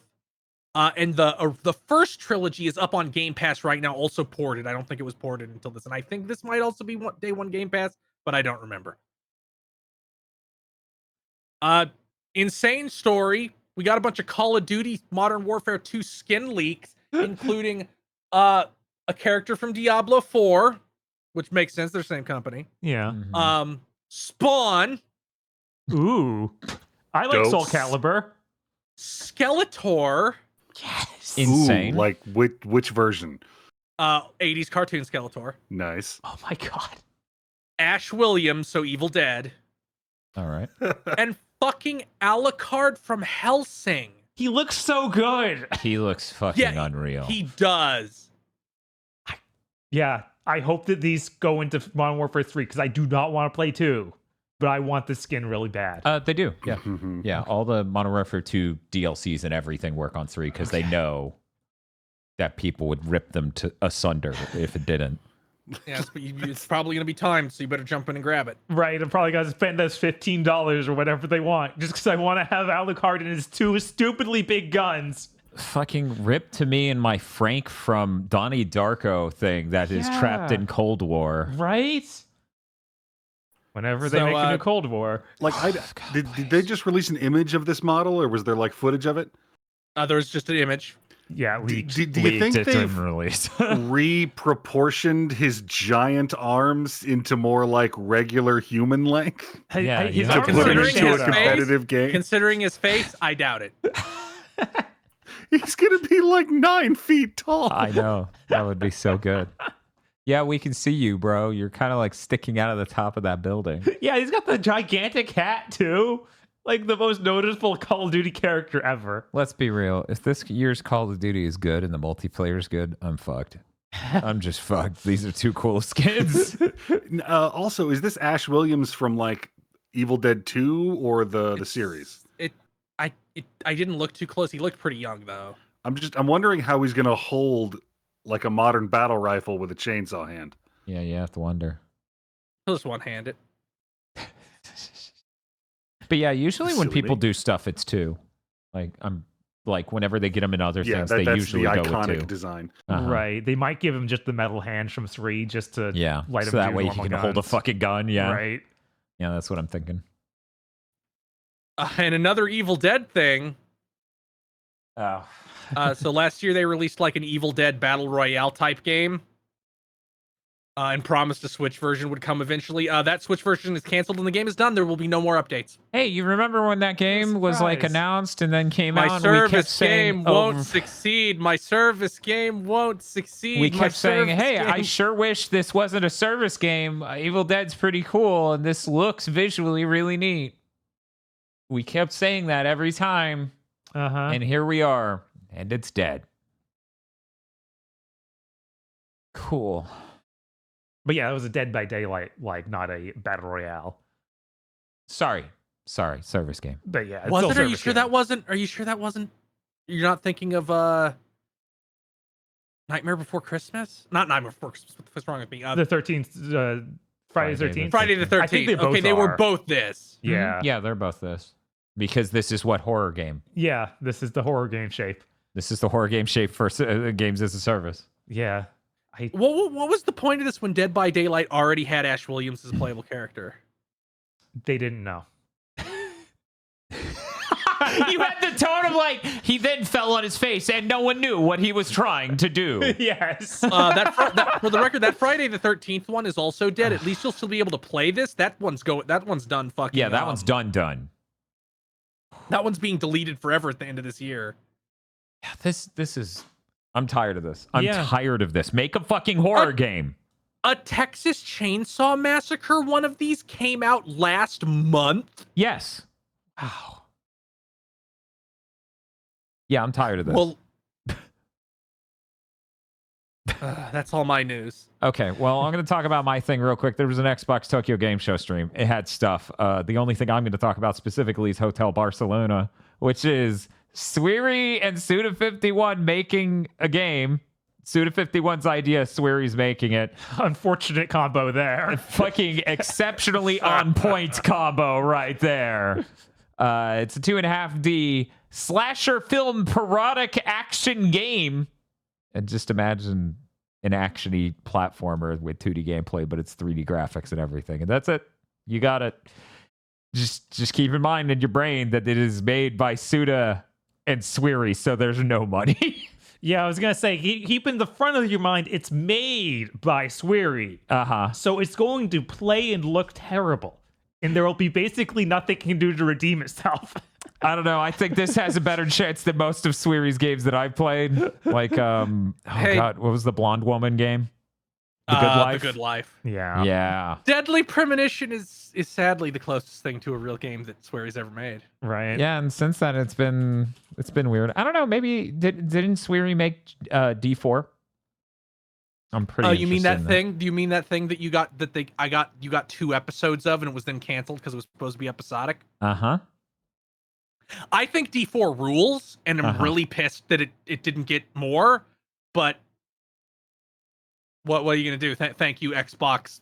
We decided to pivot away from the Kinect, and we funded this game because it had Kinect ability. Yeah, it sure is good when we had any things from Xbox at the beginning of that generation. Right. And then they just shut down every last thing and then went, wait a minute, we don't have games anymore. That was how 360 went. That like they try really hard in the first half of the gen and then turn off, and then that's how Xbox One went. And then they Xbox didn't One fucking did do it that for with Series. Xbox One did that for 2 years 2 at years. most. 2 Yeah. years, yeah. Yeah. It really feels like 2015. They just turned the valve off. Which is fucking strange. But yeah, Series X, it feels like it never even fucking happened. As a Series X owner, it feels like that never I am fucking also a happened. Series X owner. Right? They're about to turn the valve on, guys. It's fine. Starfield came out. Now all the games are just going to start coming out. What's that, Bob? I misheard you a little. Did you say they're going to acquire Valve? Hey, I hope Maybe- he's super based. maybe that's a good jumping off point to transition to our Xbox news. Time for the guys. Xbox Ruins the Podcast segment of this week's Big Think Dimension. How do we not have a theme song that we play every I don't time? know. We do need some sort of horror music. This is like for fucking an hour horror music on loop. It feels like this concept of we need a theme for the horrible Xbox block. We have needed this for like 2 years. Why did it only now occur to me? We should have a theme. That way people know when it ends. like what's that song when you go to Chrono Trigger and it's a dark future? Oh yeah, it's like- just the sound of wind and dust, and it's terrible. And you can get in the pod, but you're still hungry. Uh-huh. Yeah. So Microsoft is really upset that Microsoft uploaded a lot of documents. Yeah, so basically their lawyers were attempting to upload documents for the FTC's court case. They fucked up bad. I'm talking Alex Jones's lawyer accidentally sends the opposition everything in the entire world bad. Yes. Where it's like, oh shit, we accidentally uploaded tons of unredacted emails and all our plans for the next several years publicly, and of course people immediately got them, and there's no putting that shit back in the bottle. No, this is it is done. That's okay. Phil tweeted the next day of like, plans have changed a lot. Since 2022. Then why were Yes. why were you putting up these documents? Like it's for a court case, Phil. You're like, well, isn't that a concern for the U.S. government then that you uploaded this to them and said this is what we're doing? No, it feels like you're right. It's a court case. That's a court case. This is not. I can say whatever the fuck I want out here. Okay, guys, let's start with the Xbox game tube, because that's what it is. This is single-handedly the worst mid-gen update I've ever seen. There's no close second. Yeah. Guys, they're going to replace your Xbox Series X with a disk drive with an Xbox Series X without a disk drive, and it has more internal storage, and it's going to save 15% power. That's Also, it. you can no longer use it horizontally. What the fuck? Oh, Look at right. it. Of course, it's a cylinder. Also, no longer a box at all. Right. It's It's an over. Xbox Game Tube. It's over. Guys, it has never been this bad. The PSP Go is more compelling. This thing, it's worse than the MacBook I compared it to. Sorry, the Mac Pro that was the trash bin everyone Right. made fun of. Yeah, of course. How'd they do it? I don't know. I don't know how this could have existed at a company before someone was slapped to death. Right? Yeah. Like, oh, you designed this. I'm going to slap you to death. You're putting it in a slide to send to a different department. I'm slapping you to death. Right? How did it Like, get to this point that it is on a slide in front of my very eyes? Somebody at a meeting had to go, look at this. Look at this and tell me what it is. It's an X tube. Do you think you've ever heard that term? Maybe somewhere else before? And here's the thing. Same price. So this is a midget. Like I Right. understand that this was the thing in their emails. Like we lost $1.5 billion year one on subsidizing our hardware because it cost so much more than they sold it for. Uh-huh. So I get that you fucked up so bad you can never lower the price of the Xbox ever. But do you think like you guys? Like within a month, Yeah. Sony is gonna be out here. Like the second Spider-Man 2 is out, they're gonna be like, PS5 revision 400. Guys.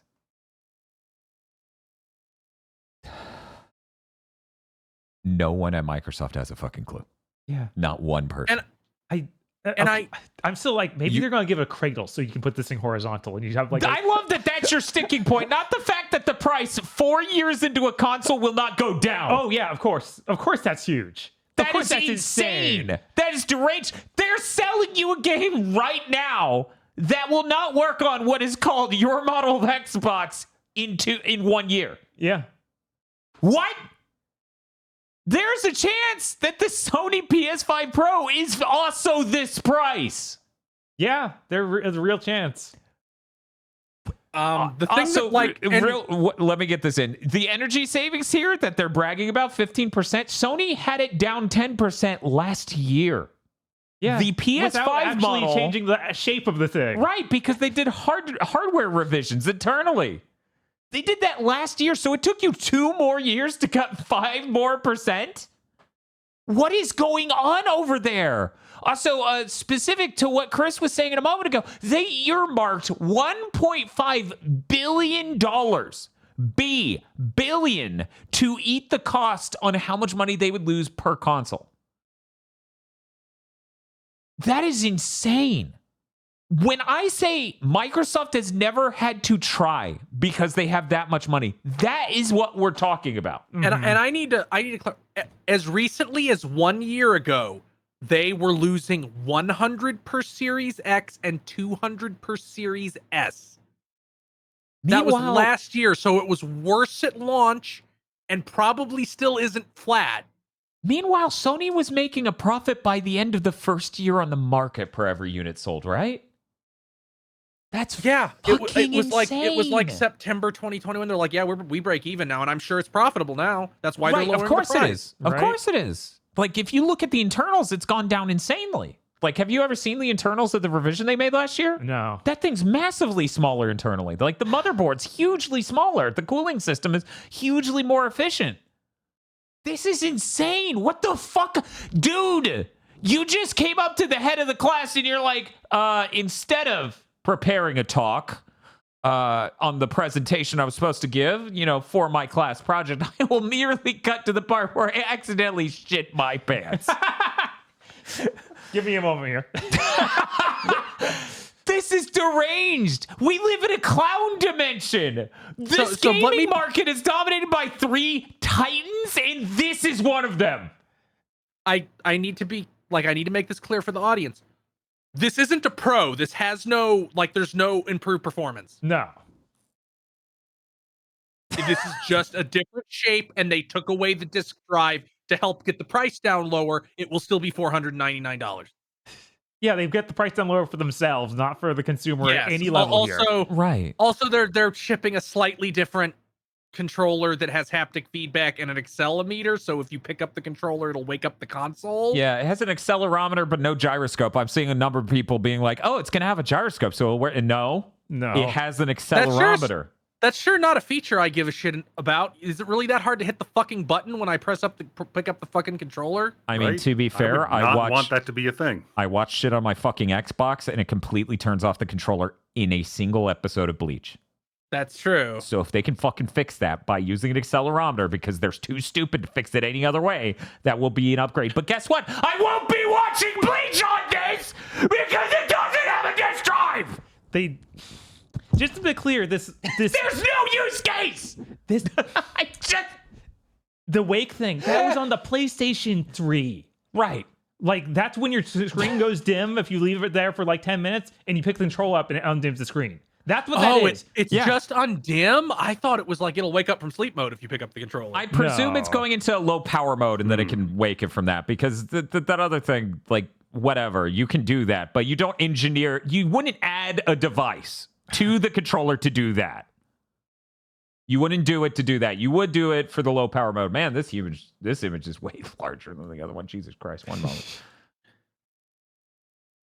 God, I can't believe they put Adorably all digital. But yeah, it even says lift to wake. So it clearly is the exact thing we're saying here, Bob. You think? Yes, because that's why Bob, it's saying lift to wake, not lift to let screen know that you have the controller. Like, it's about the controller. They're finally dumping double A's. Weird. That's the only thing people like. That's the only win they have. Well, no way. It says rechargeable and swappable battery there on the top right. Oh my! Like, they wouldn't put that there if it wasn't going to come with it. I assume it'll just be like, well, it'll be like you can use double A's if you want, but you also maybe they're just saying there's a rechargeable battery pack that consumers can buy for this. I don't think that it would be on this phrased like that. Oh my god.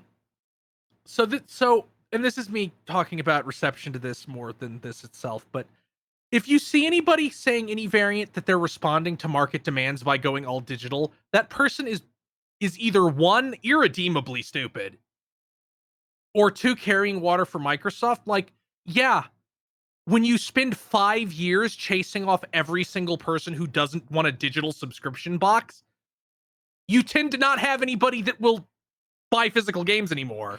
Right. Mhm. The entire campaign is getting people to buy Game Pass and discouraging them from ever buying a game. So why would there be? If I were Microsoft, I would not scare off retailers from putting me in their stores, the last bastion of hope I have. Yeah, that's a thing. Like, will they get kicked out of retail? Because if you don't know this, Xbox has been kicked out of retail in a lot of stores in Europe, Yes. where Xbox sales are just through the floor, and in Japan, where Xbox sales are through the fucking floor. So, are you gonna like this? This feels like a deep Sega thing, where like we could wake up when this is out, and it's like Walmart said, "Fuck you." Yeah. Yeah, I guess that they were able to get the Series S into retailers, so they figured they can But do they this. still have a Series X, so it like know. blunts it. Right?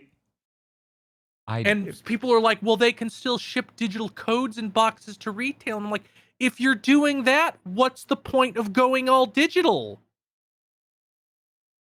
You're still giving the retailers a margin. And it's not like a disk drive doesn't cost $100. No. A disk drive is That's a a very massive cheap thing to implement. That's a massive markup on the consoles that have disk drive.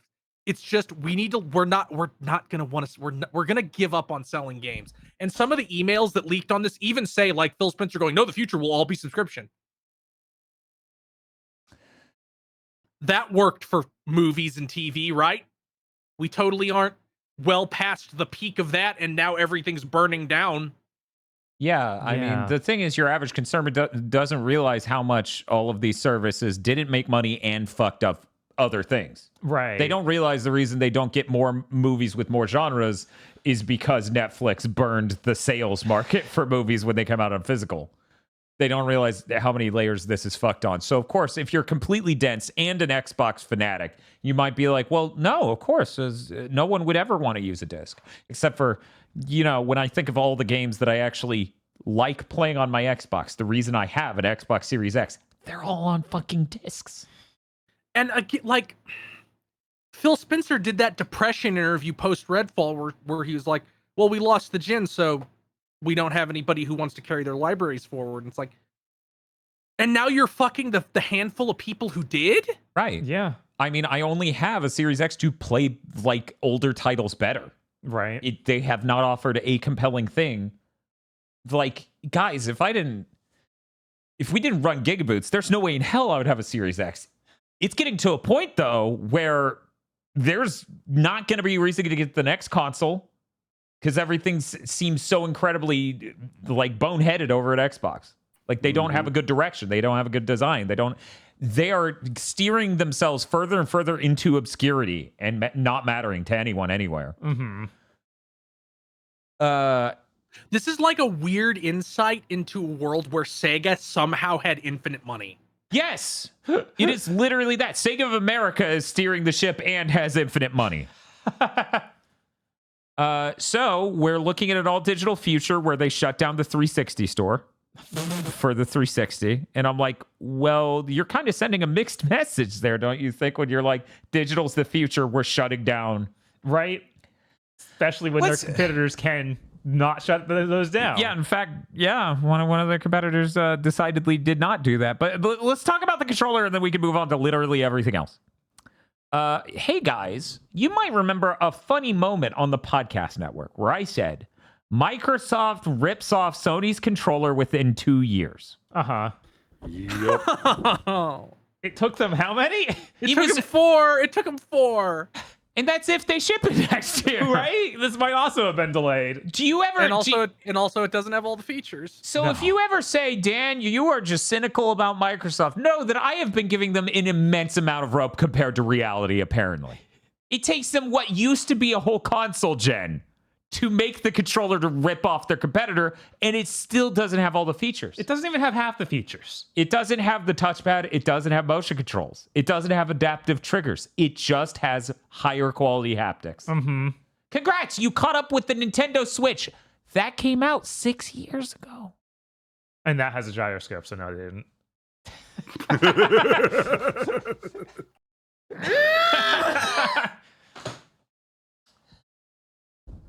Okay. This also features direct to cloud technology, meaning it will be able to send your inputs to the cloud so you can play your Xbox games on streaming devices directly using. It's the Stadia thing. They put the Stadia thing in the Xbox controller so you could play Xbox on your TV by having the controller go directly to the. That's that's so that way you don't have to interface with the TV's bad Bluetooth. That's and the then main connect thing to that the- I think about when I think about my next-gen console controller. Yeah. How close is it to Stadia, the true next-gen successor? What features do I look for? Yeah, that's what you want. Chat's pointing out that the Joy-Con had an infrared camera on it. Okay, anyway. It also has Xbox Wireless 2, which is going to be their local wireless connection thing that they already use for the Xbox One controller. Okay. It took 1.5 gens to make a new protocol for that. Because if you remember, they actually had an SDK thing that devs could do.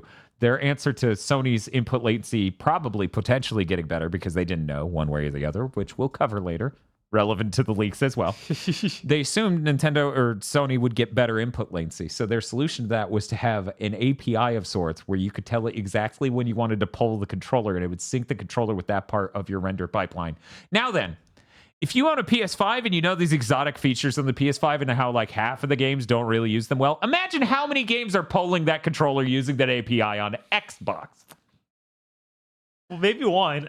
Maybe. Probably Xbox first party. Maybe. So anyways, Xbox Wireless 2 presumably will be a more responsive technology to locally communicate between the controller and the console.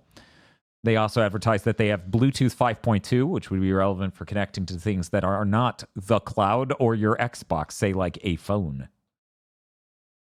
I would like to know how funny it is every time Apple's like, your phone can play real games now, so you can use your real game controller, the DualSense. Yeah. I'm like, God, that's so funny that they keep showing that every fucking time. I think that's it, though. Like, that's the only thing worth noting here, because we just talked about these stupid assholes took their one advantage of using AA batteries and threw it away and went, why would you care? And I'm like, that's your brand. I've heard more people talk positively about the controllers taking AA's that they could recharge by themselves than the entire Xbox lineup since 2000 or 2020. Yeah, I shit on Xbox all the time. Like the battery life of those AA's is like 3 times that of the DualSense. Higher, probably. Right. Like if Sony inexplicably was like, here's a version of the DualSense that has a battery pack on the back, I'd be like, okay, gimme. Yes, same. I would buy it in a heartbeat. Come on, EU. You can do this for us, yeah, right? Yeah, we need the European Union to do that like they're doing it for phones. Right. But that's it. And if you look at the controller, it just looks like an even shittier controller.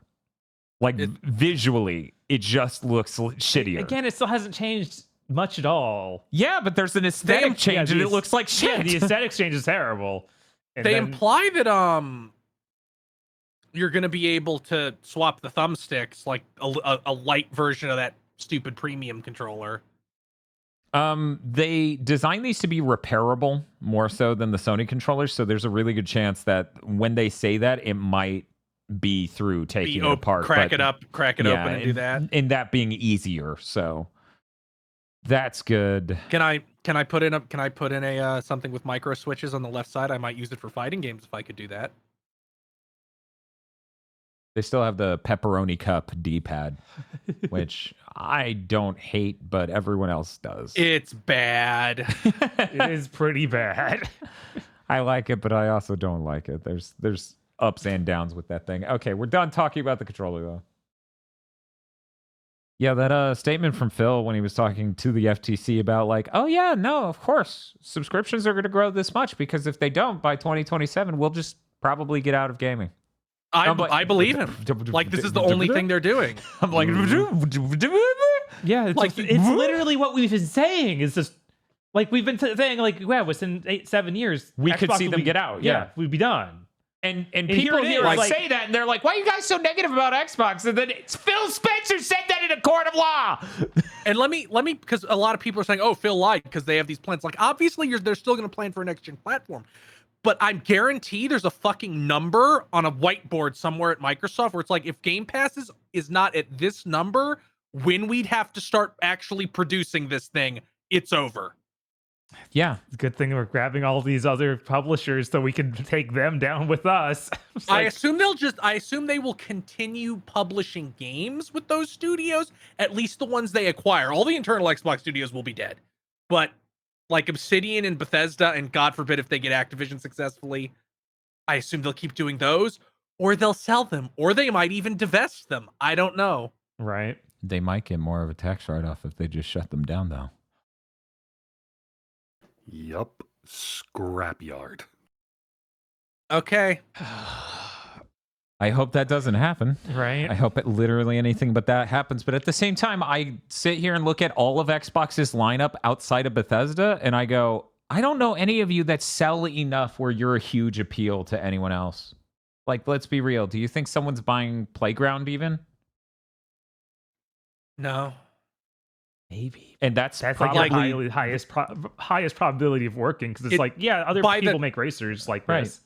By the time they have to get out, let's for this thought experiment discount Activision Blizzard, because they don't have them yet. Okay. It will be Bethesda. That Bethesda only, and id probably. Machine Games, nope. Arcane, no. Obsidian is turbo dead. Obsidian was dying when they bought them.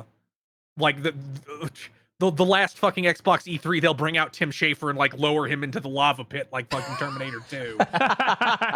Holy shit. So I can't, like, no shit. Like I was like, man, why are so many Xbox guys, like developers, so vocally pro Xbox on Twitter in a way developers for other companies aren't? Mm-hmm. And I guess how we know, because if they're fucking gonna get axed if those numbers don't go high enough. Yeah. Yeah, I don't. Yeah. All of this.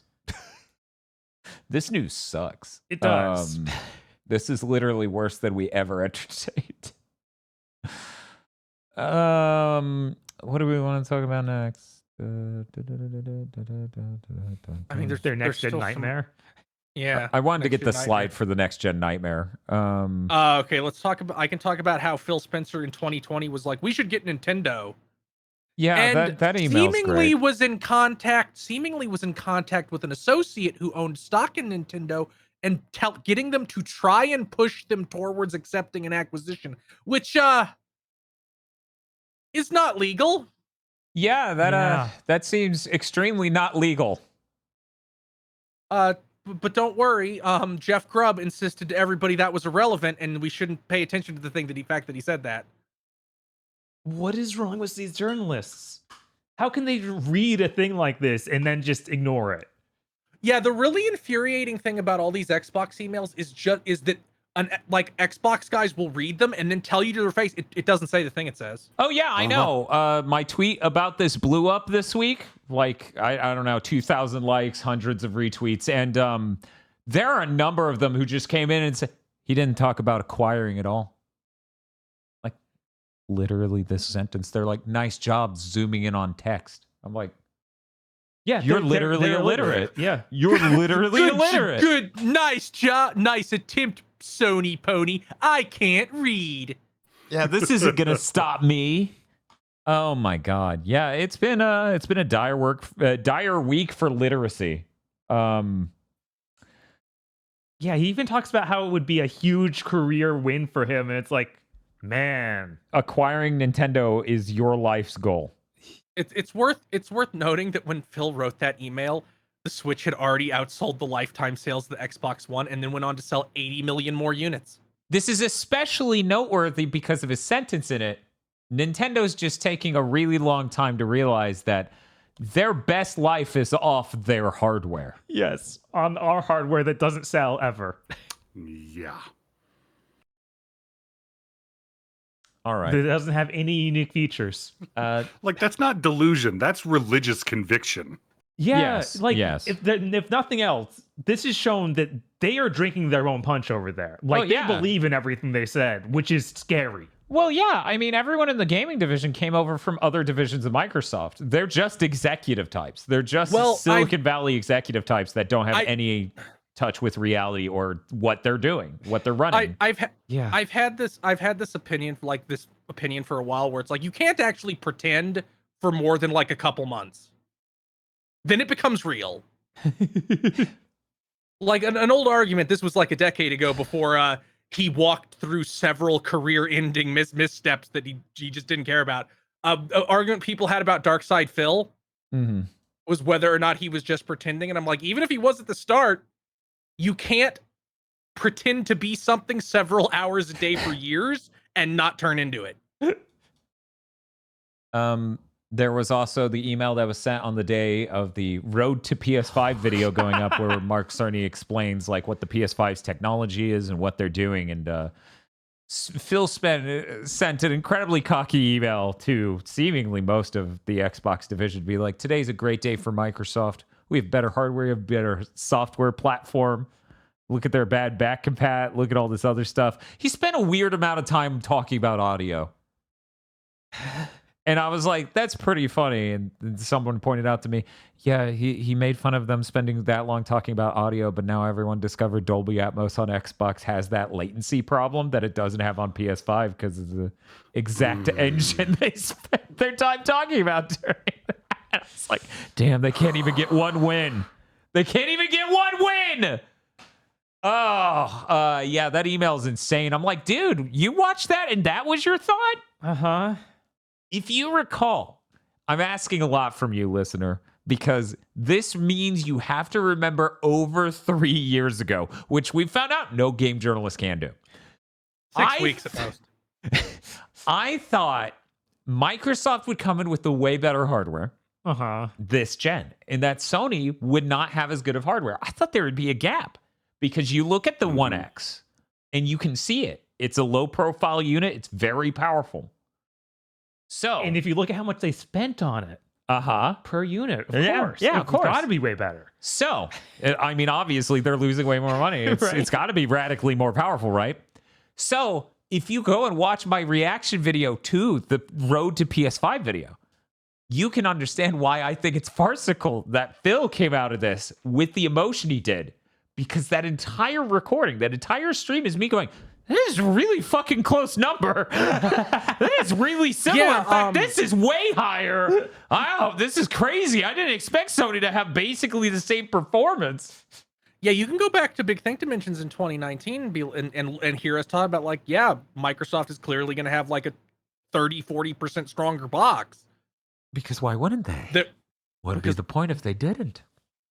In no universe should we have imagined it's basically the same, and somehow we lose 3 times as much money on to Sony. Not only that, like in some cases, the PS5's performing better. Yeah, it feels like most cross-console things are slightly better on a PlayStation. Yeah, you see that a lot of the time, which is insane. Like in Immortals of Avium. I don't know if Digital Foundry ever explained that, by the way, because they did do that statement afterwards where they're like, people have pointed out the PS5 footage is obviously sharper. We're contacting to the dev to see why. And I'm like, okay, good. I would like to know. And then I may have missed it, but I haven't heard anything. And then 35 seconds passed and Immortals of Avium left your mindscape forever. As I turn away, Immortals of Avium Man's behind me and he turns to dust. Digital Foundry calls up the studio and it's like, just takes them to a busy line. The number's been disconnected. Yeah, John Linneman's like, well, I'll just go see them. They're down the road. And then he goes there and just an empty lot with a gust of wind blowing a tumbleweed around. Just a crater in the earth. Right? This is the place, right? I could have sworn. And that's insane.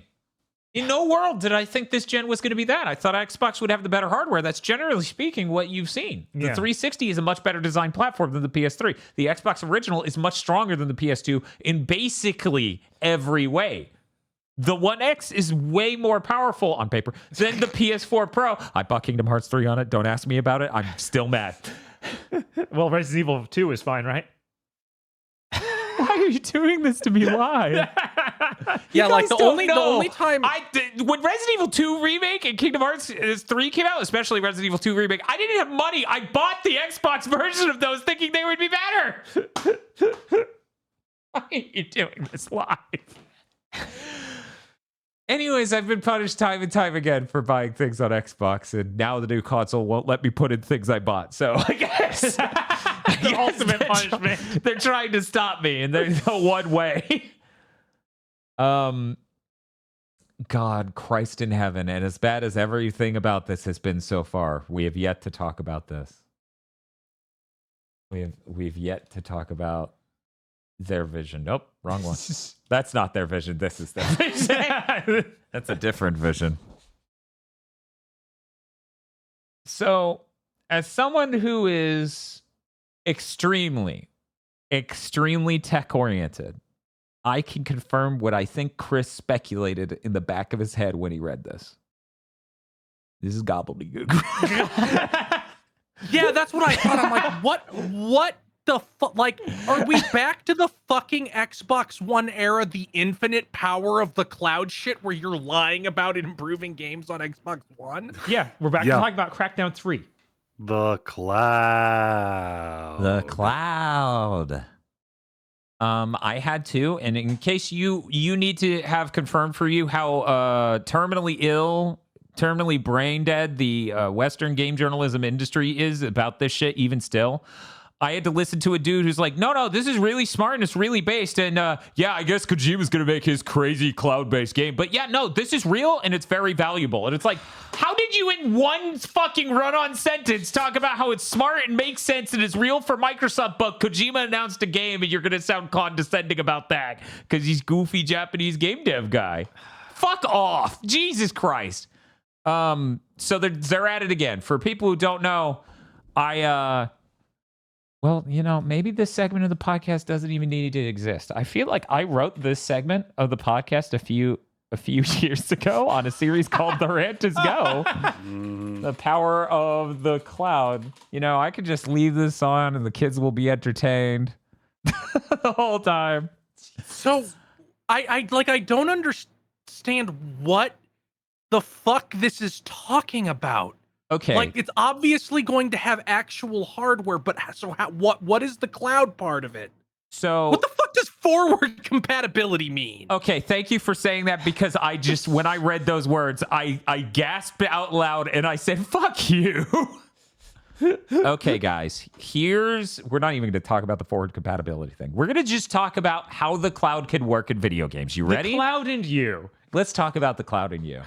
Hey guys, here's the catch-22 of your video game using the power of the cloud as it is represented as a novel concept. Because guess what, motherfucker? If you're running a dedicated server and that's it, that's just called a dedicated server. We already have a word for that. It already exists. They did it all the way back in 1990s. So let's talk about the cloud. The idea of the cloud, the only thing it can do is crunch really big, powerful numbers for you, the gamer. Which means it needs to be something that needs to be crunched in real time. Otherwise, you could have pre-computed that and included that in the game. But if it needs to be crunched in real time, that means it needs to be dynamic. But if it's dynamic, that means it needs to react to the player doing a thing.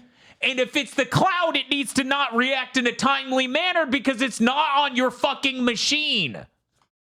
That is the catch-22 of the cloud, and anyone who tries to tell you they solved it by now literally doesn't fucking understand what they're talking about. But what about negative latency? Oh, Like, I didn't think of that. This isn't even getting into, like, this has to work in every conceivable use case, not we have Google Fiber up this thing's ass. I mean, there's so many layers of physical law will not permit this to make sense. This isn't an infrastructure problem. This isn't a computer problem. This isn't a bandwidth problem. It is basically latency because of reality problem. You can't compute the physics for a building being destroyed in the cloud that is next to a player because it takes time for them to communicate that across, and all you're doing is pissing away compute. That's it. And this shit isn't free. Mm-hmm. Microsoft's cloud computing platform costs a shitload. Do you think there's any game dev in the world who goes, I'm so excited to strap a feature on my game that makes it cost a shitload to let people play at all? Yes, his name's Hideo Kojima, because he could get away doing a goofy thing because Microsoft's paying for it. There's all these... Microsoft doesn't seem... And I understand that when you're illegally dominant in every other field you're in, your brain becomes conditioned to that, but they're acting like they're the kings of gaming and that they can force this shit to go through because where else are you going to go? But they're distant third. Yeah, they are a very distant third.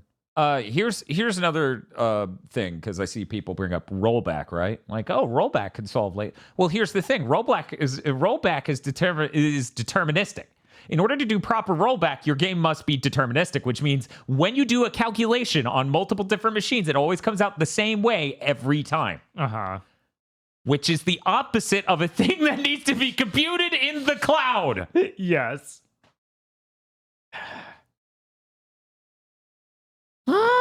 I cannot express how much this infuriates me that they are like, we're doing it again. But here's the thing. Maybe they don't actually mean cloud computing. Maybe they just mean it runs the game in the cloud. It is just their streaming platform. But they talk about the hardware they want it to have. But here's the thing. The hardware here, let's talk about it now that I've had the cloud conversation. The hardware here seems like a very viable, just normal fucking console for part of it. Because they're talking about the things that I entertain, but frankly, I wouldn't wish... Okay, so let's start at the top. They have a CPU. It's ARM 64, possibly x64, Zen 6. They don't know. Hey, Microsoft, don't go ARM. You know how bad a decision that is? John Carmack 10 years ago said, thank God they didn't do anything weird like go ARM processor on these consoles. And here you are 10 years later going, we should have done that. We should have alienated every game developer. You know what your platform has problems with? Games.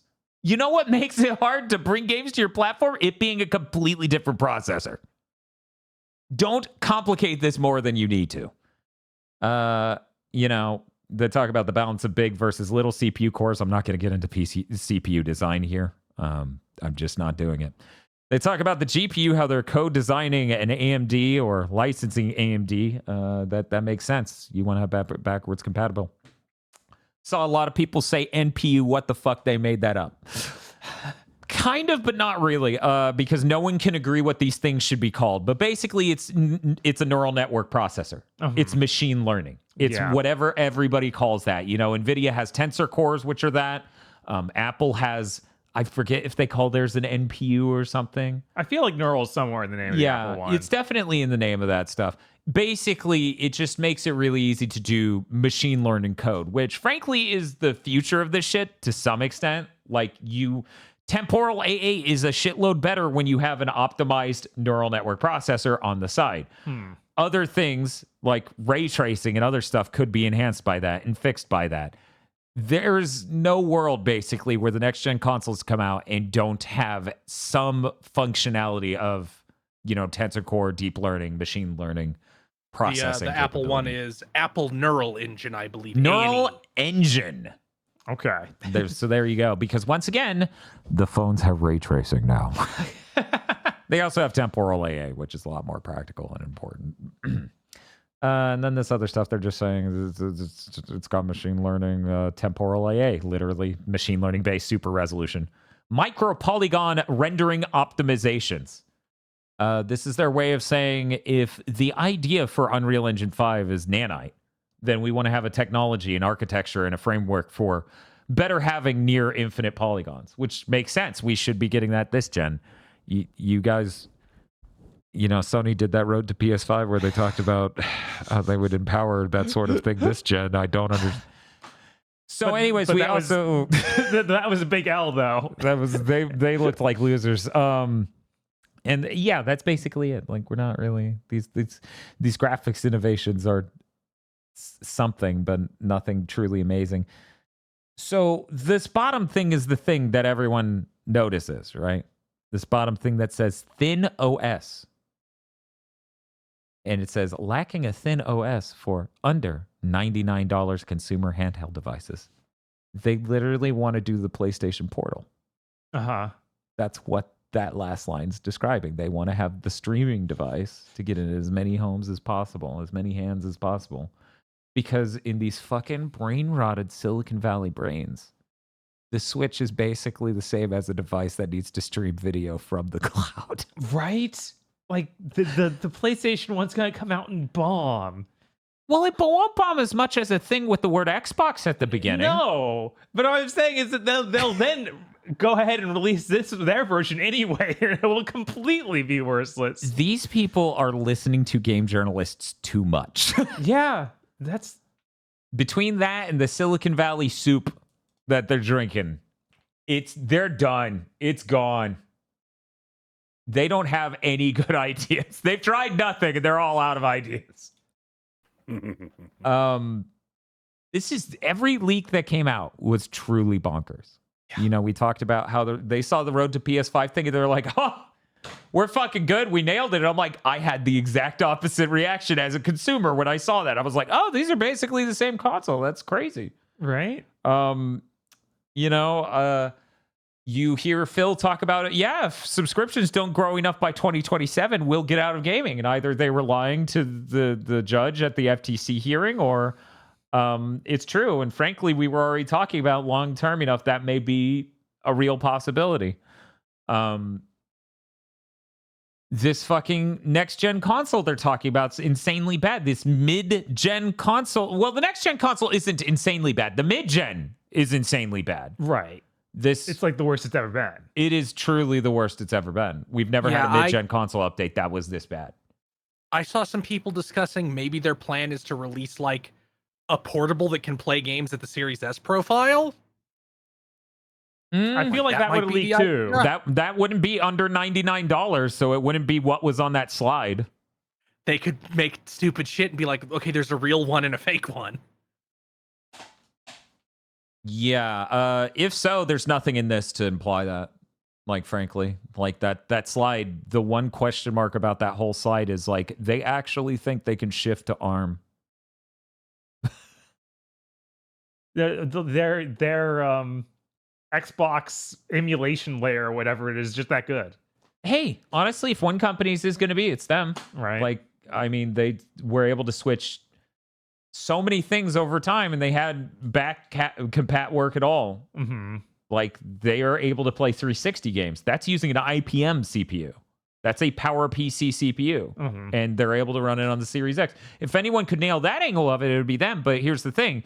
You would do that for the back compat. You wouldn't do that for, hey, you're making a fresh game for this console? I'm going to need you to program that shit in ARM. You need to make sure that is an ARM ISA program. Yeah, this is crazy. This is completely fucking crazy. Every fucking thing that came out of this leak is absolutely fucking bonkers. And I think we talked about all of it except for most of this information, except for that email we were talking about with the road to PS5, was 2022. So when people say, well, their plans changed, Phil said so. It's been a year. It's not even been a full year yet. Yeah. That was last year, and we're not done with 2023. So, that's absolute horse crap. But we have a 2022 release schedule. Yes, we do. It is very out. This is very obviously, this shit was pre-COVID. Pre-COVID and managed by people who have no idea what a roadmap looks like realistically. Yeah. So here's some things from it. Starfield was supposed to be out fiscal year 2021. Same for Redfall. Same for Redfall. Those games. Yeah. The Indiana Jones was supposed to be out fiscal year 2022. Which is insane. Because an Oblivion remaster. So there's also new games. But real quick, even without COVID, Indiana Jones was not going to be out last year. Yeah, there's no way. Anyway. Well, let's talk about it from this angle. Some insane things was that Redfall and Starfield in 2021, Indiana Jones in 2022.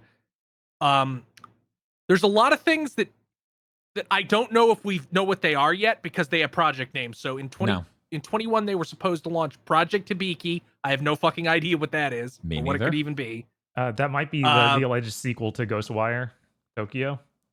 No, they say Ghostwire launched Tokyo. that year. Oh my god. So Yeah, and they say Yeah, they do. Ghostwire Tokyo sequel later. Jesus. This is so confusing. Let's just go through it.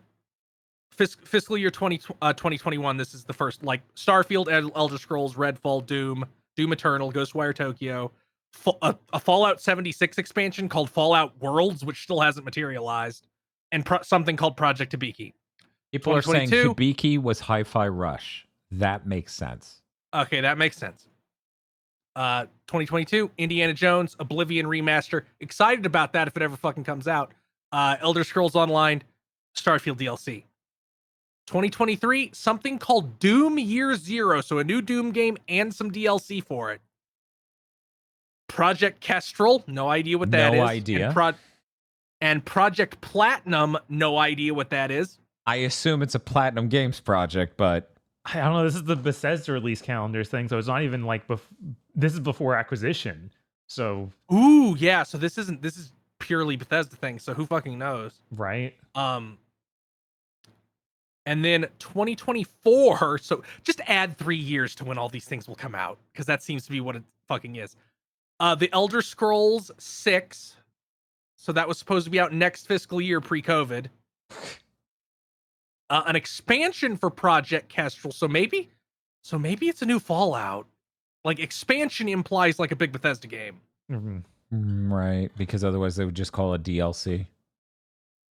Licensed IP game. That's my favorite. Did Bethesda get hit with any of these? Yes, you're making a Marvel thing. No. The Wait, closest no, is that's Indiana Jones. Yeah, and that's already others. Fallout 3 remaster. Elder Scrolls right? Online expansion, Ghostwire Tokyo sequel, Dishonored 3, and then Doom's Year Zero DLC. So it's good. Would this have been before the like lead creative director of Ghostwire left? I think so. Yeah, that would have been then. Yeah, because this was like 2020, early 2020. Right. Yeah, I have difficulty imagining them doing a Ghostwire Tokyo sequel. So, hey guys, you might recall another thing I talked about before is I don't understand how game journalists can't tell when a game's nowhere near done based on looking at a trailer. And then there was a branch off of that this year where I'm like, the publisher's blowing smoke up our ass every time, right? They can't just also not tell when a game's nowhere near. So this is confirmed for me. Apparently, yeah, some publishers cannot tell that their game is nowhere fucking near done. Yeah. Right? Look at these. I don't. If I can tell by looking at the trailers you put out, how can you not tell seeing everything else that's not done? I don't understand. That's fucking nuts. This you can't blame COVID for half of this list. No, this is ludicrous. And so much of it's just like really unexciting. Like they were cooking nothing. Oh yeah, 2 remasters. Also, how fucking lame? Like, I'm sorry, I love Doom. I love Doom Eternal. How fucking lame is it to be like our next project, Doom Year Zero? I'm like, why the fuck? Who wants a prequel? Yeah, I don't know. Go! You have so many cool IPs. Go do one of those. What the fuck? I mean, I think a Doom Year Zero would be neat if it was like, here's the Doom Slayer during the big campaign where he made everybody scared as fuck of him. I don't need a Doom game every 4 fucking years when they have all these other things we can get, right? Like, that's not exciting to me. I mean, I kind of am cool with that. I would like more of one of the best first-person shooters ever made. I don't think we get a kick up as intense as we did from the prior one to Eternal again. Yeah, that's impossible. So even a break, one fucking game that isn't Doom again. Mm-hmm. So we're not having the Doom decade. Yeah, they could do a Quake, but the new Dooms already include like Quake does not have a cool Go reboot story. Quake. Fuck you. Yeah, it would have to be a reboot of Quake. Just like Doom was a reboot of Doom. Right. But I would need like it would have to be a reboot of John Romero Quake. Yes. Not the stroke shit. Like nobody gives a shit about the right. stroke. Nothing after Quake 2 doesn't exist. Take Quake 1, reboot that. Reboot Hexen. Come on. I want to play some murderous mage. I love Doom, and I love Doom Eternal, and I loved all of those games, but the least exciting words in the world you can say to me is it is working on another Doom. They didn't have Hexen and shit until Microsoft acquired them. Okay, I thought that they'd already owned that, but besides, that's Immortals of Activision. Avium happened, and No, executives can't tell the difference. So no Hexen, never. God, that's so true. We're just fucked out of X now, aren't we? Yeah. Anyway, so this list seemed like obviously we can't expect them to have anticipated the effects of COVID. no. And I'm sure being acquired by Microsoft threw all their fucking shit in disarray, having to reorganize the fucking who talks to who. Mm-hmm. Definitely impacted things. But you're an absolutely insane motherfucker if you expected the studio that wasn't it the Arcane that made Prey to then turn around and make a multiplayer game like Redfall by 2021? Even if COVID didn't exist. Yeah, there's you no way. anticipated that, motherfucker?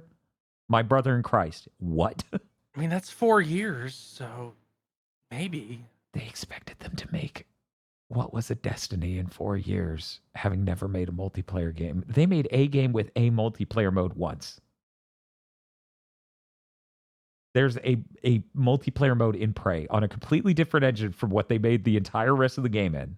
And you expected them to make a Destiny in 4 years. Like, come on. That's insane. These motherfuckers in their Destiny dreams, I swear to God. Borderlands, I feel like, is a more apt comparison, but sure. Borderlands, the ultimate Destiny. Yes. Borderlands seems to be the only fucking one of those games that's good. I mean, because it is just gun Which Diablo. pains me, which anguishes me a lot to say. Every time I shouldn't have actually played Borderlands 3 because now I have to be like, I'm sorry, Gearbox, your game is actually good. The writing is bad though, but the game itself is actually good.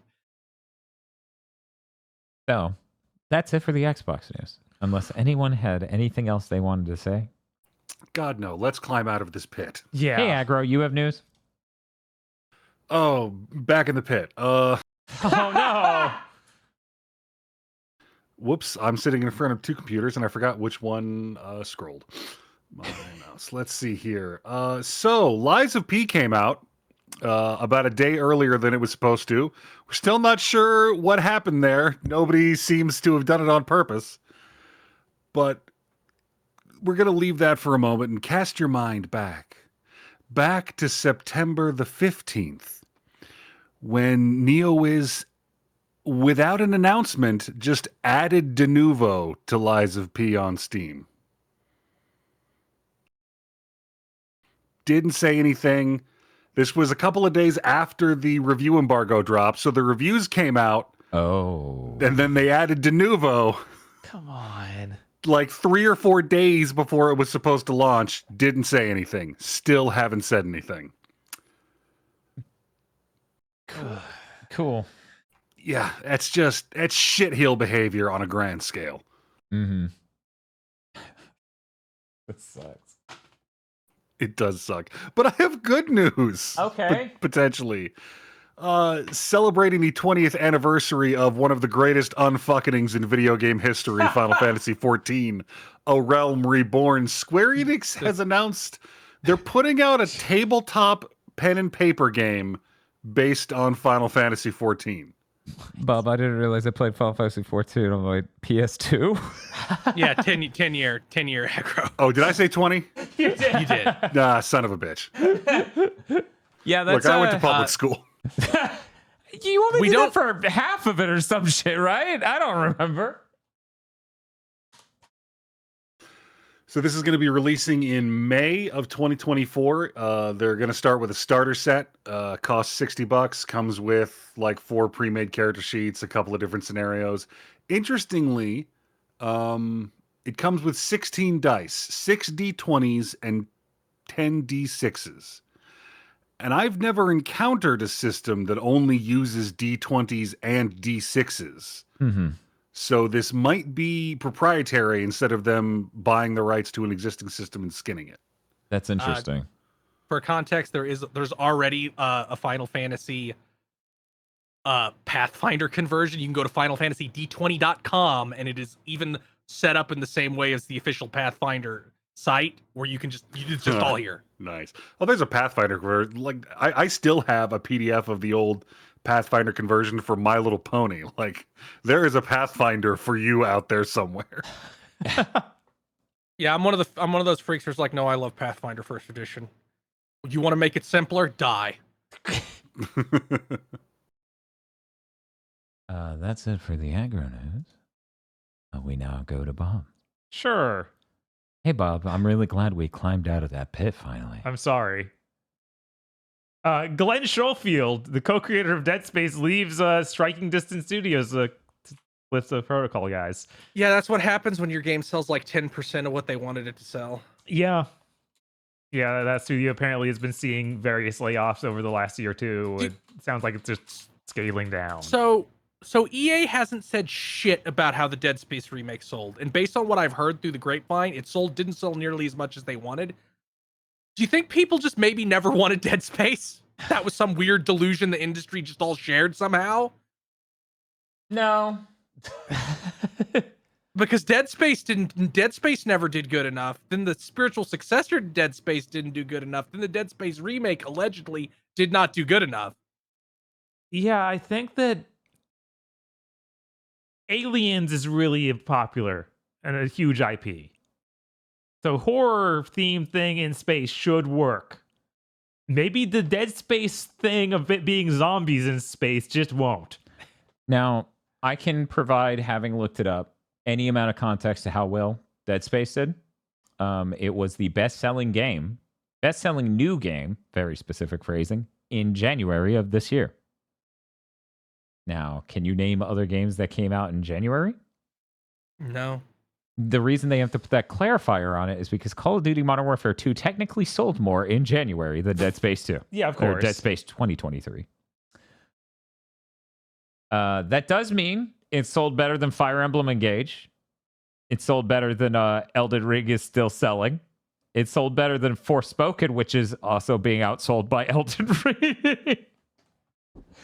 Elden Ring, that many months after launch, is outselling Forspoken. Yeah, of course. What is it? Yeah. There a surprise? No, that's funny as shit. Elden Ring is going to have like a Nintendo tier tail. Of course, just like God of War Ragnarok, which is also up there. And Pokemon Scarlet 5. But yeah, Dead Space sold better than all of those in January. So good job. You outsold old games and Fire Emblem. And I bet they dropped off Forspoken. They might probably dropped off the sale chart the next month. Probably. Maybe. I don't know. But they haven't released sales numbers, seemingly. Mm-hmm. So at very least in January, they did well. But that's all we know. That's all we know. That's all we know. Moving on. In smaller game news, Izuna was announced. This is a sequel/revival of the Izuna Legend of the Unemployed Ninja series back from the Nintendo DS. Or last release of this series was 2008. It had two games back then, Izuna and Izuna 2. The Unemployed Ninja Returns. This was a dungeon crawler where we played as a ninja girl. Okay. It was it was one of those dungeon crawlers where nothing moves unless you move, and it's grid based. If you've played Azure's Dreams, it is similar to that. I think Crypt of the Necrodancer kind of works like that, but on rhythm, obviously. Right. But yeah, it's one of those ones where it's like every time you move a step, every enemy will move a step. So do not let yourself get negotiated into a corner where they just all beat you to death. I'm seeing a lot of Mystery Dungeon, Pokemon Mystery Dungeon. Yep. Mystery Dungeon. So. Chocobo's Dungeon. Yeah, that's the real. Yeah, obviously. That and Azure Dreams, motherfuckers. It's unclear what this game is going to be like, if it's even going to play like those old games. They didn't seem to even stick to that. Just like, hey, we're working on it. Here's a picture of the Ninja Girl. Cool. And it's that was released by Success Corporation, who are the people who own the Cotton franchise and do those. Oh, okay. Interesting. Right? So the studio that originally made Azuna back in those days, in 2008, seems to no longer exist. At least their Wikipedia entry shows their last game being released in 2010. I hear Netflix announced Onimusha will finally get a podcast. Yes. The Onimusha anime premieres November 2nd. It is a series. I was really hoping this would be a movie. I don't know why. Is Jean Reno in it? No, I don't believe so. It is directed by Takeshi Miike, though. Interesting. Right? And it's using that bad-looking CG style, but everything they showed in this trailer kind of looked like it could be good anyway. Which it wouldn't be the first time I watched an anime that looked horrible just because of the content. Like Kengan Ashura was a lot of fun, even though it looks terrible. And that's new season is soon. Yes, started today. But this Onimusha series is about Miyamoto Musashi getting the Oni Gauntlet, and he's played by some famous, like, long dead Japanese actor, Toshiro Mifune, I think. Yeah, that's the name.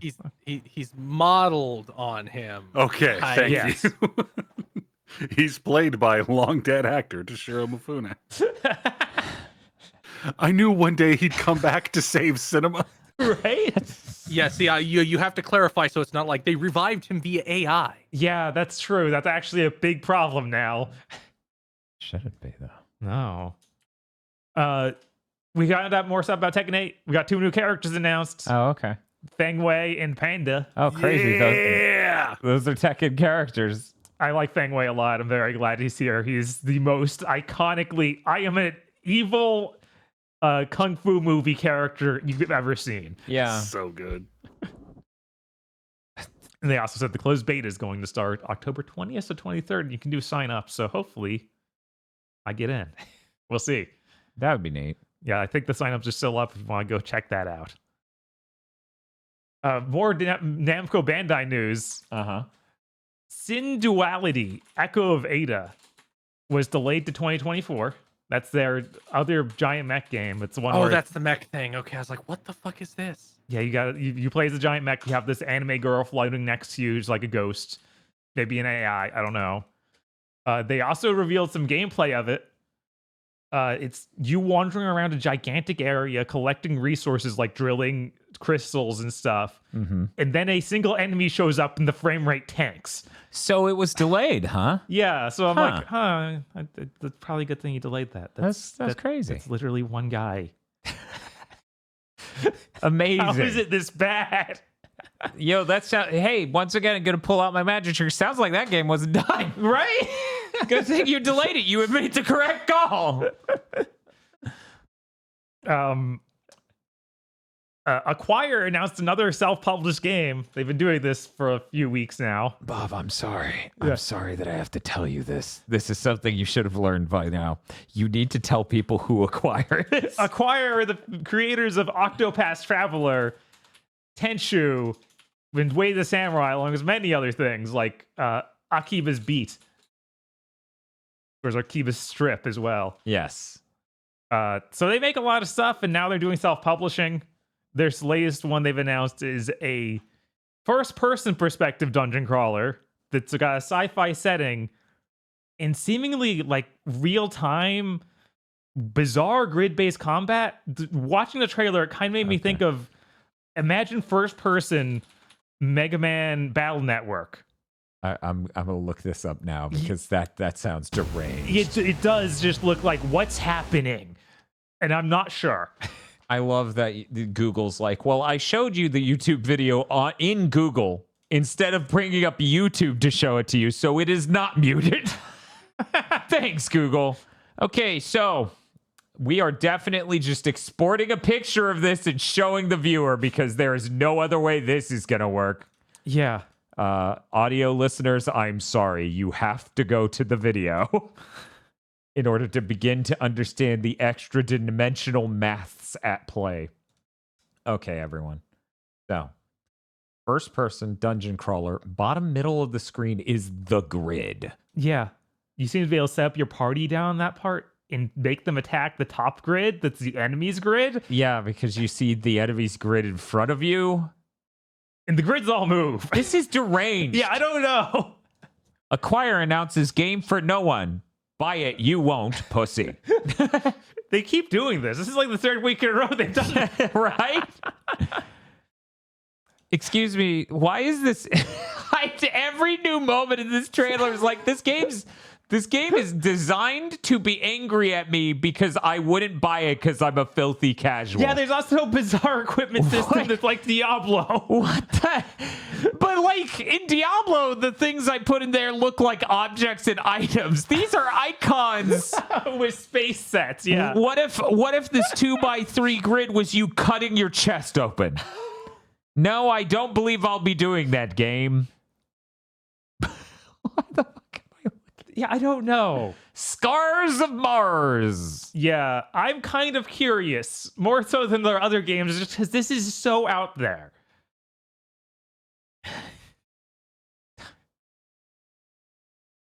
We got some more information about Pow World. For people who don't remember, this is the blatant Pokemon like knockoff third-person shooter nightmare that has been around for what feels like 3 years. Yeah, allegedly hitting early access in January. Okay. This new trailer that shows multiplayer, character customizations, and like the enemy teams. Like we have the Pokemon style Team Magma and stuff like that. One of them even shows what's clearly a Pokeball. I can't believe they would do that. Clearly has never seen any other content for this game. No. I'm sure excited for these games to either be real or fake, so we'll know. Yeah, the more they show this, the more it's like, this is one of those phone games that you download the app and it's something completely different. Almost definitely. So they put out their Gameplay Tokyo Game Show trailer, huh? Yep. And that's where you get to see all that great multiplayer content and character customization. Oh, what the fuck? Yeah, they customized her all right. They did. They sure went, what if her arms were big and also her thighs? And I'm like, thanks. That's the first question people were asking. I do think this looks funny and nice if it works even at all. It is very funny to be like, what if we were every Nintendo franchise combined? And also Elden Ring. Because they're riding the horse and it does the Tempest double jump. Oh yeah, oh, God, that's true. They have the fucking Leafeons in slavery making guns. Yep. Yeah, of course. That's core to their identity. Does anyone remember when the fuck this game was originally announced? A fucking while ago. Yeah, I feel like it was one of the Jeff Keighley shows. Like a summer one, like 2 or 3 years ago. Yeah, it feels like it's been forever, and my brain just went, how many Pokemon games did they ship since they announced this game? Yeah, you're clearly now writing the thing just like you are in 2021. Okay. So they only shipped one Pokemon game since. Wait, which part of when did Sword and Shield come out? It's been forever. I think that was 2020, right? Sword and Shield came out 2019, I think. 2019. Okay. Yeah. Okay. And then there So wasn't we're good. one. We're good. We're good. They only shipped Arceus and Scarlet and Violet since this was announced. Last year, yeah. We also got more information about Dragon's Dogma 2. They did 8 minutes of gameplay showcase for Tokyo Game Show. So we found out there are now 2 nations. One's like the human nation we know from the first Dragon's Dogma. And then this new one that's like of the Beastkin. So it's like run by the monster people.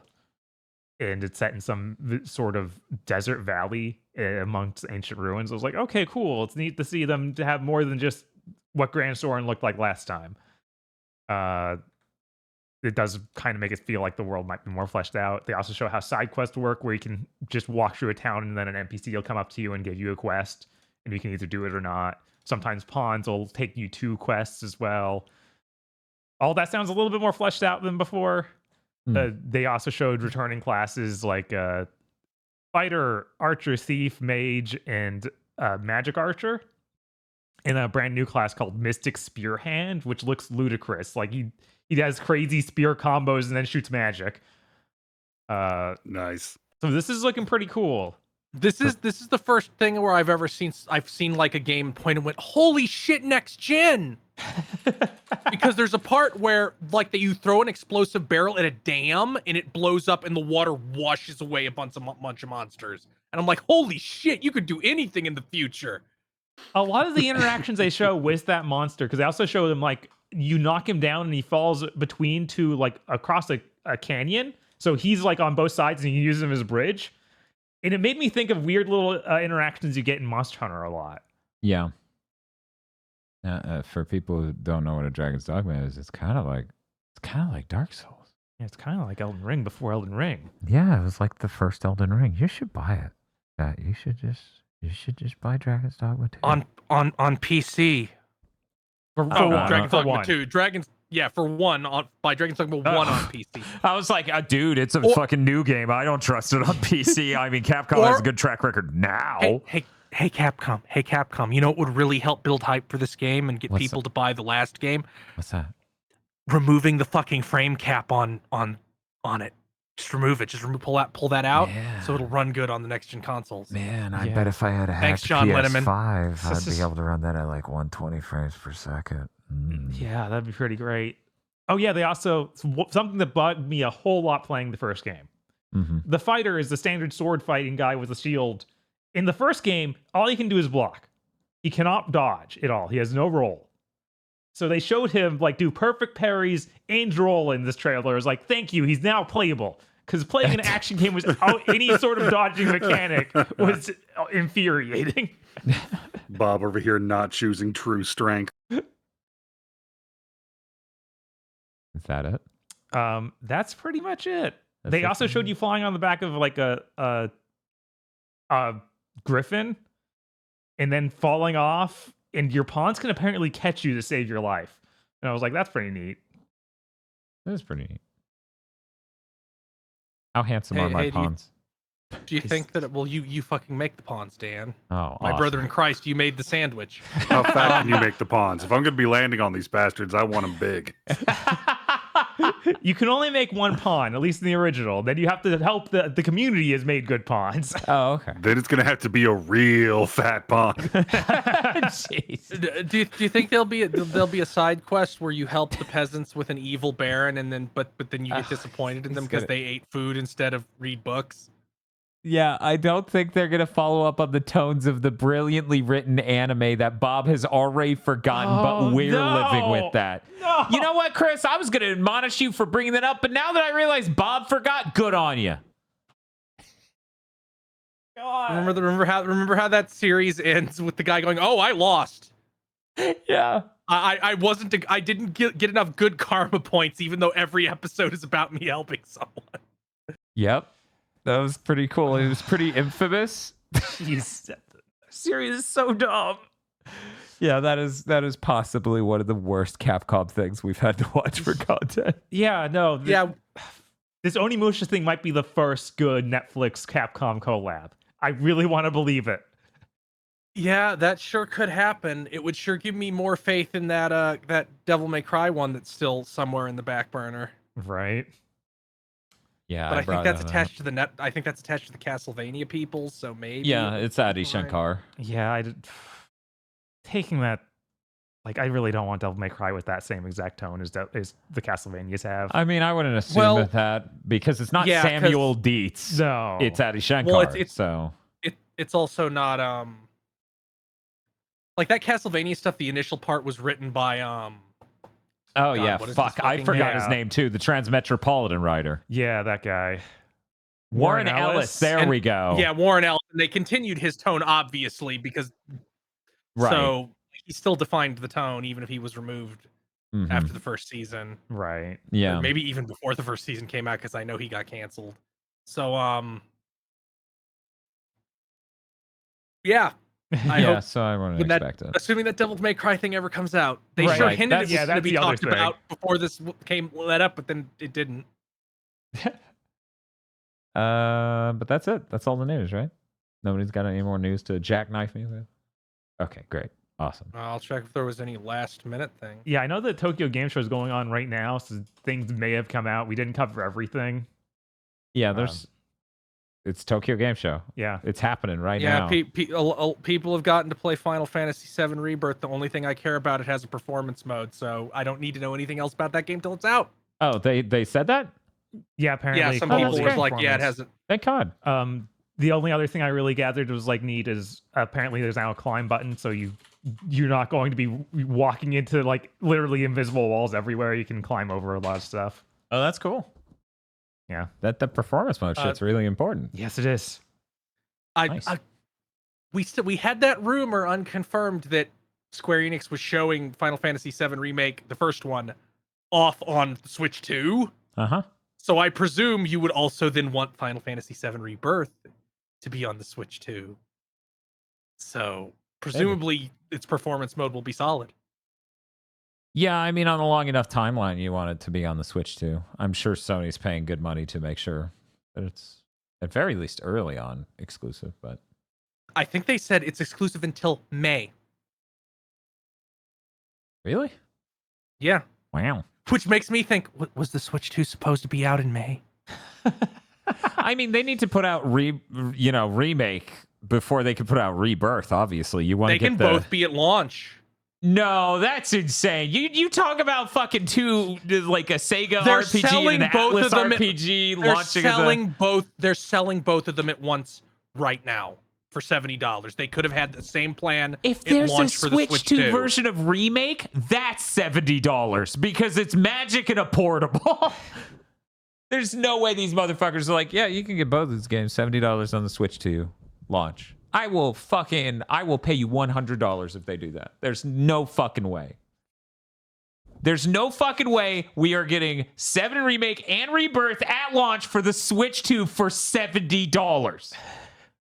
$100. Clip that. Fucking clip that.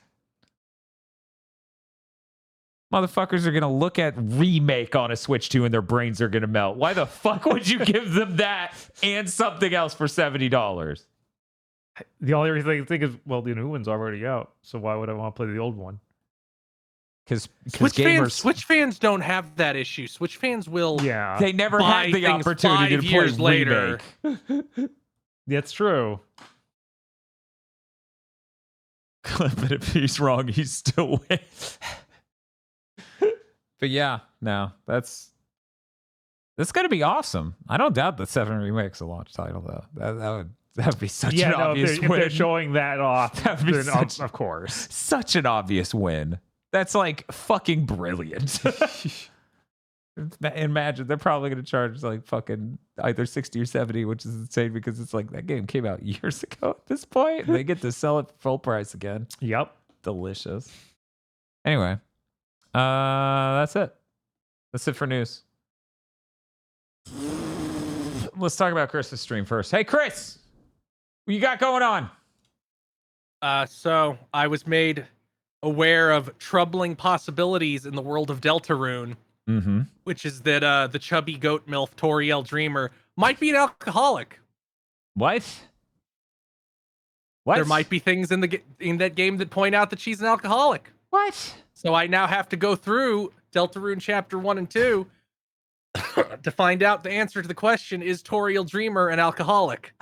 I have to know, is this some larger community thing, or you've lost your own mind? I mean, if he was informed. Deltarune has a really huge, we're going to dissect Undertale, it's Undertale. Which had we're going to crawl through every line of code.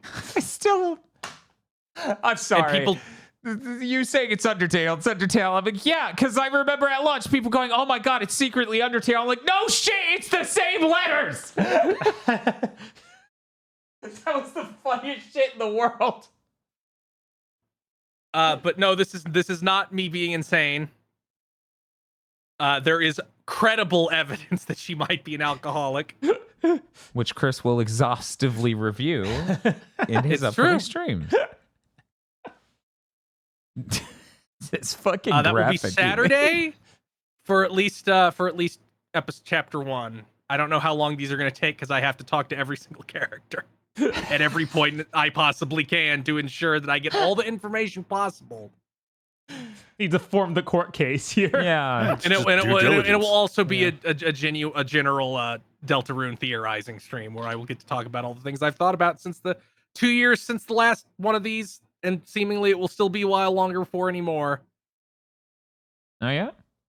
Because they're That's what he supposed to release implied. the last 3 parts at the same time. Is that right?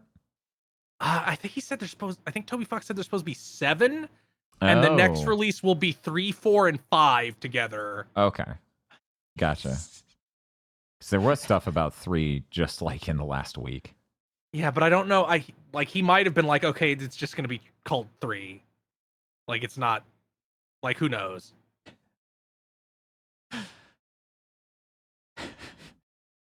Obviously, my virgin ears and eyes cannot watch this Deltarune stream because No. I have not played Undertale.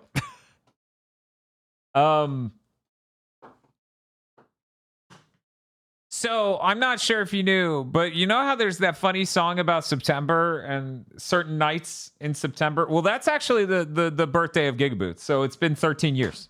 Whoa. We've been doing this shit for 13 years. Shame on us. How could we?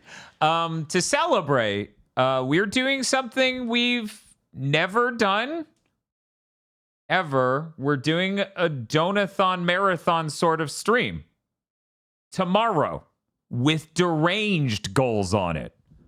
Absolutely fucking deranged goals. I will not list all of them, though there will be information going up onto the internet in the coming hours. But I will say a couple of the absolutely fucking insane things.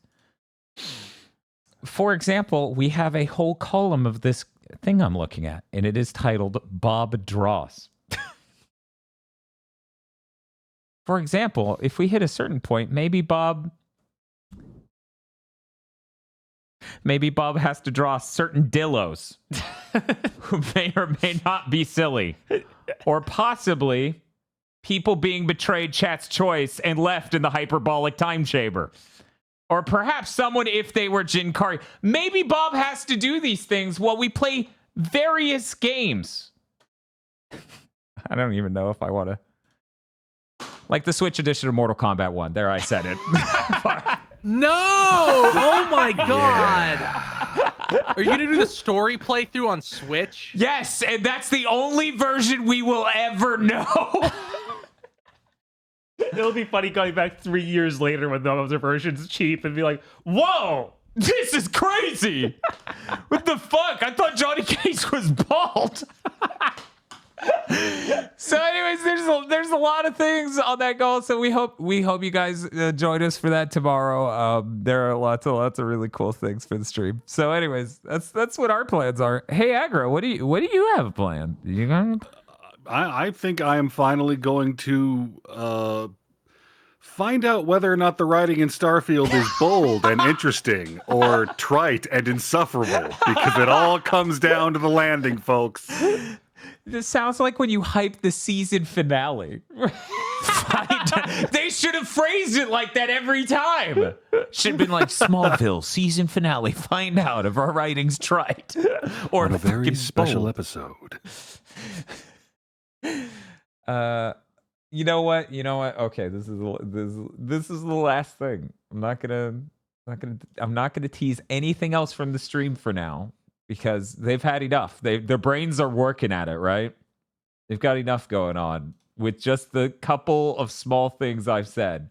Uh-huh. But there's one last image I want to show chat and our viewers before we go about what we might be playing. You get to decide on our anniversary stream. God. Yaiba is so vicious. Chat, please make them play Yaiba. And look at the I way think, we could play it. I think it might unquestionably be the worst action game they stream.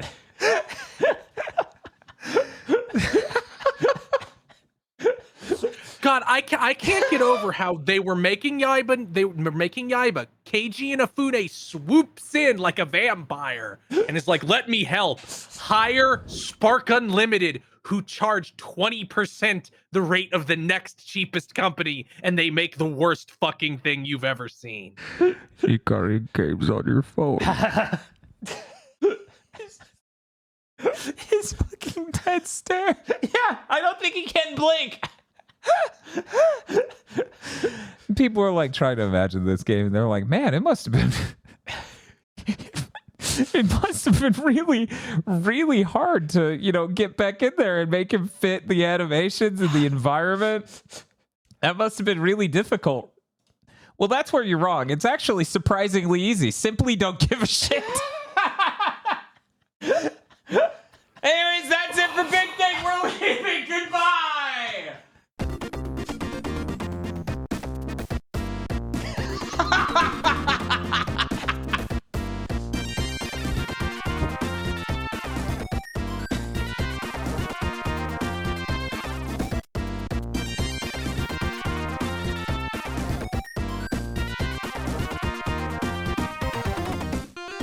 Thank you very much for listening to this episode of Big Think Dimension. Big Think Dimension is only possible thanks to you and that weird Apple joke they did in the Mighty Number 9 Kickstarter years ago. You can head over to patreon.com/gbpodcast and listen to very many commentary tracks for movies where Bob might also randomly bring up the apple from the Mighty Number 9 Kickstarter from years ago. That's patreon.com/gbpodcast.